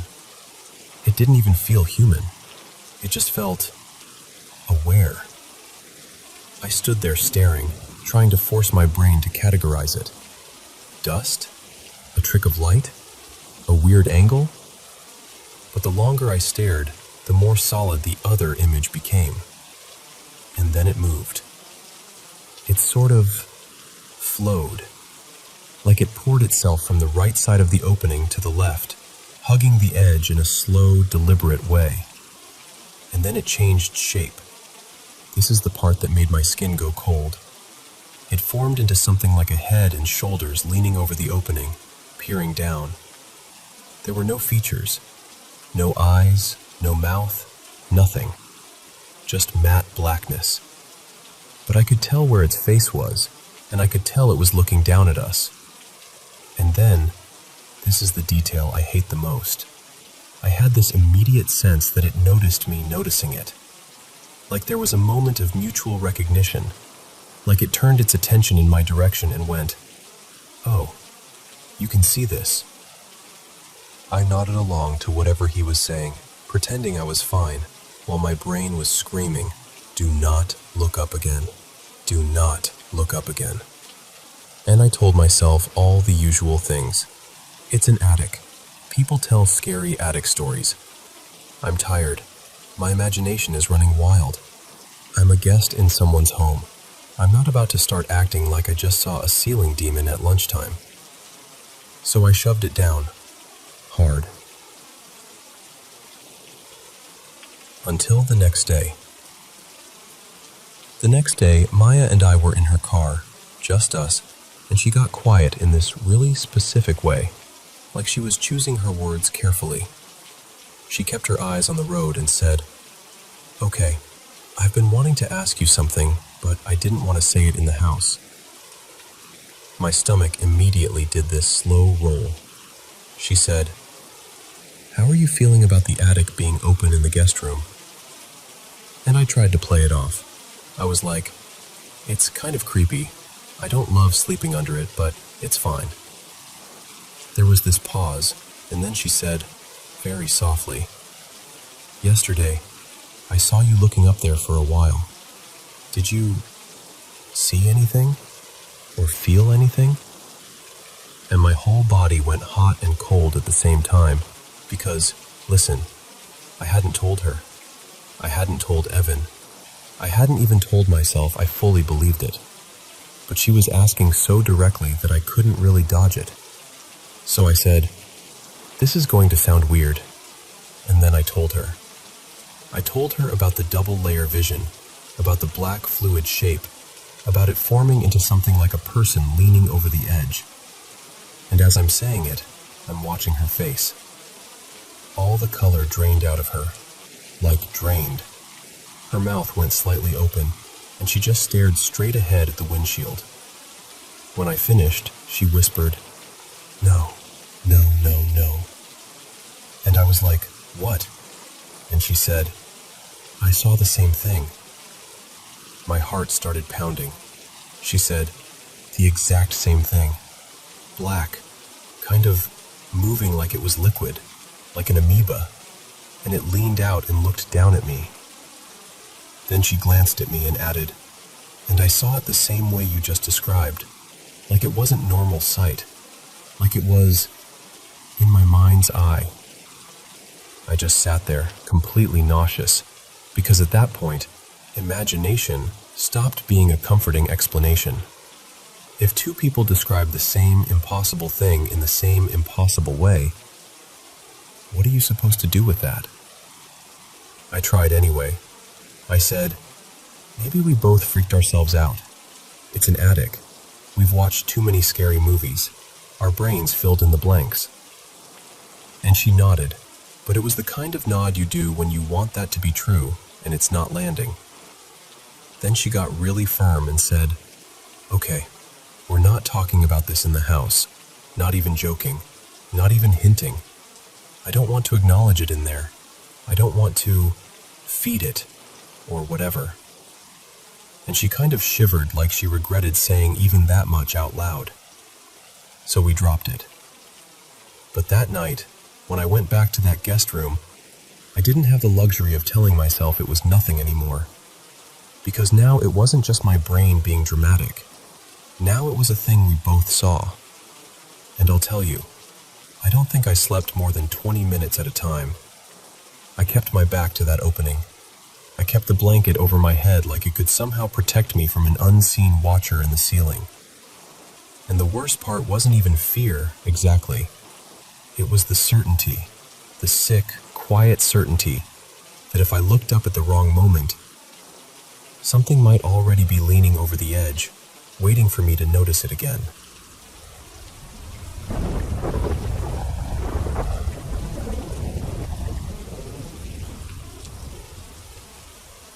Okay, I'm still kind of sitting with this because I don't fully know what to do with it yet. A few nights ago, well, technically early morning, I woke up starving. Like, wide awake, stomach growling, starving. I checked the clock and it was somewhere around 2:40 a.m., give or take. So I shuffled downstairs, poured myself a bowl of cereal, and parked it in the recliner in the living room with the TV on low. For a little context, my partner, Evan, and I live with my mom. She's got pretty severe short-term memory issues. Day to day she can function okay, but she can't live alone because she can't keep up with bills and appointments and all that stuff that piles up quietly. We moved in years ago when my stepdad was still alive. He was dealing with Lewy body dementia, and after he passed in 2021, we stayed because by then my mom needed us even more. The house is 2 stories, and the layout matters here.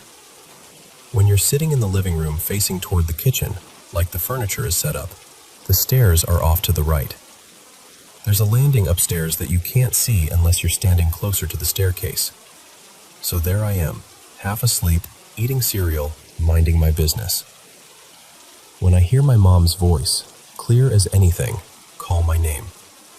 Not muffled, not distant, not like from behind a closed door. It sounded like she was standing right at that upstairs landing, just out of sight, and she called, "Marissa." I froze with the spoon halfway to my mouth.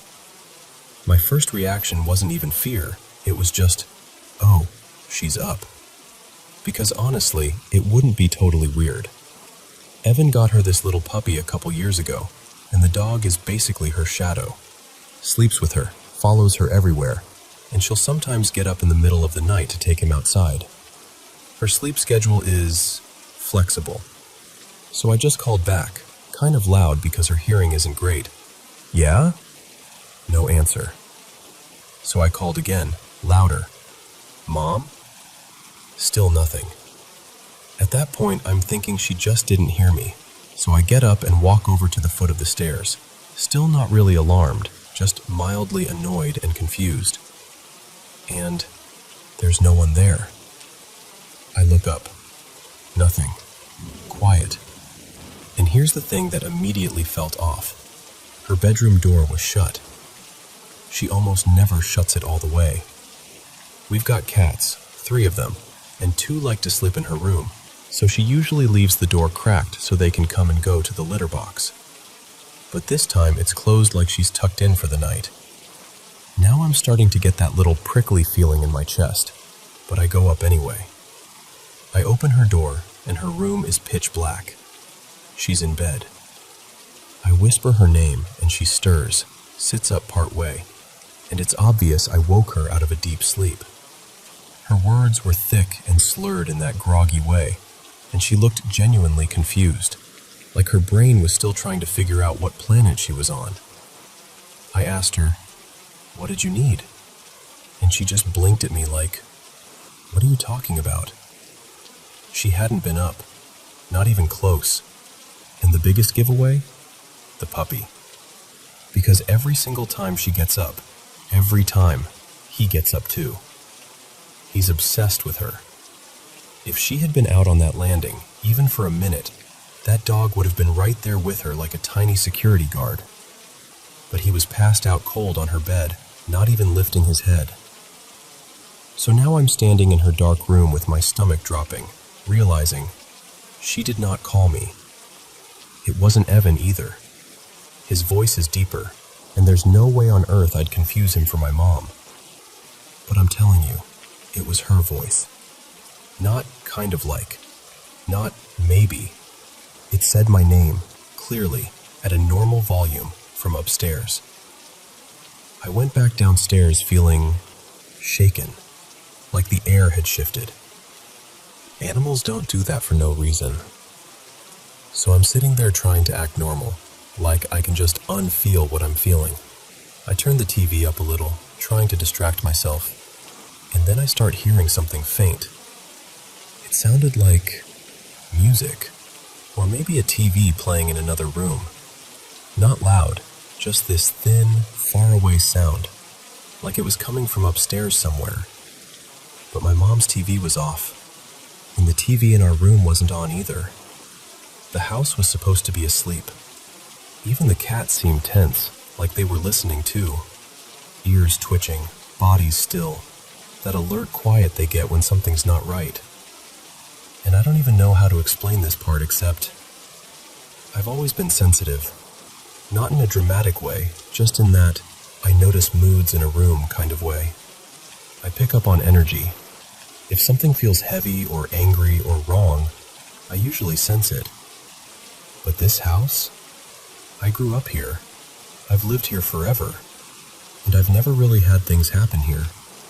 Most of my weird experiences have been elsewhere. This place has always felt neutral, safe.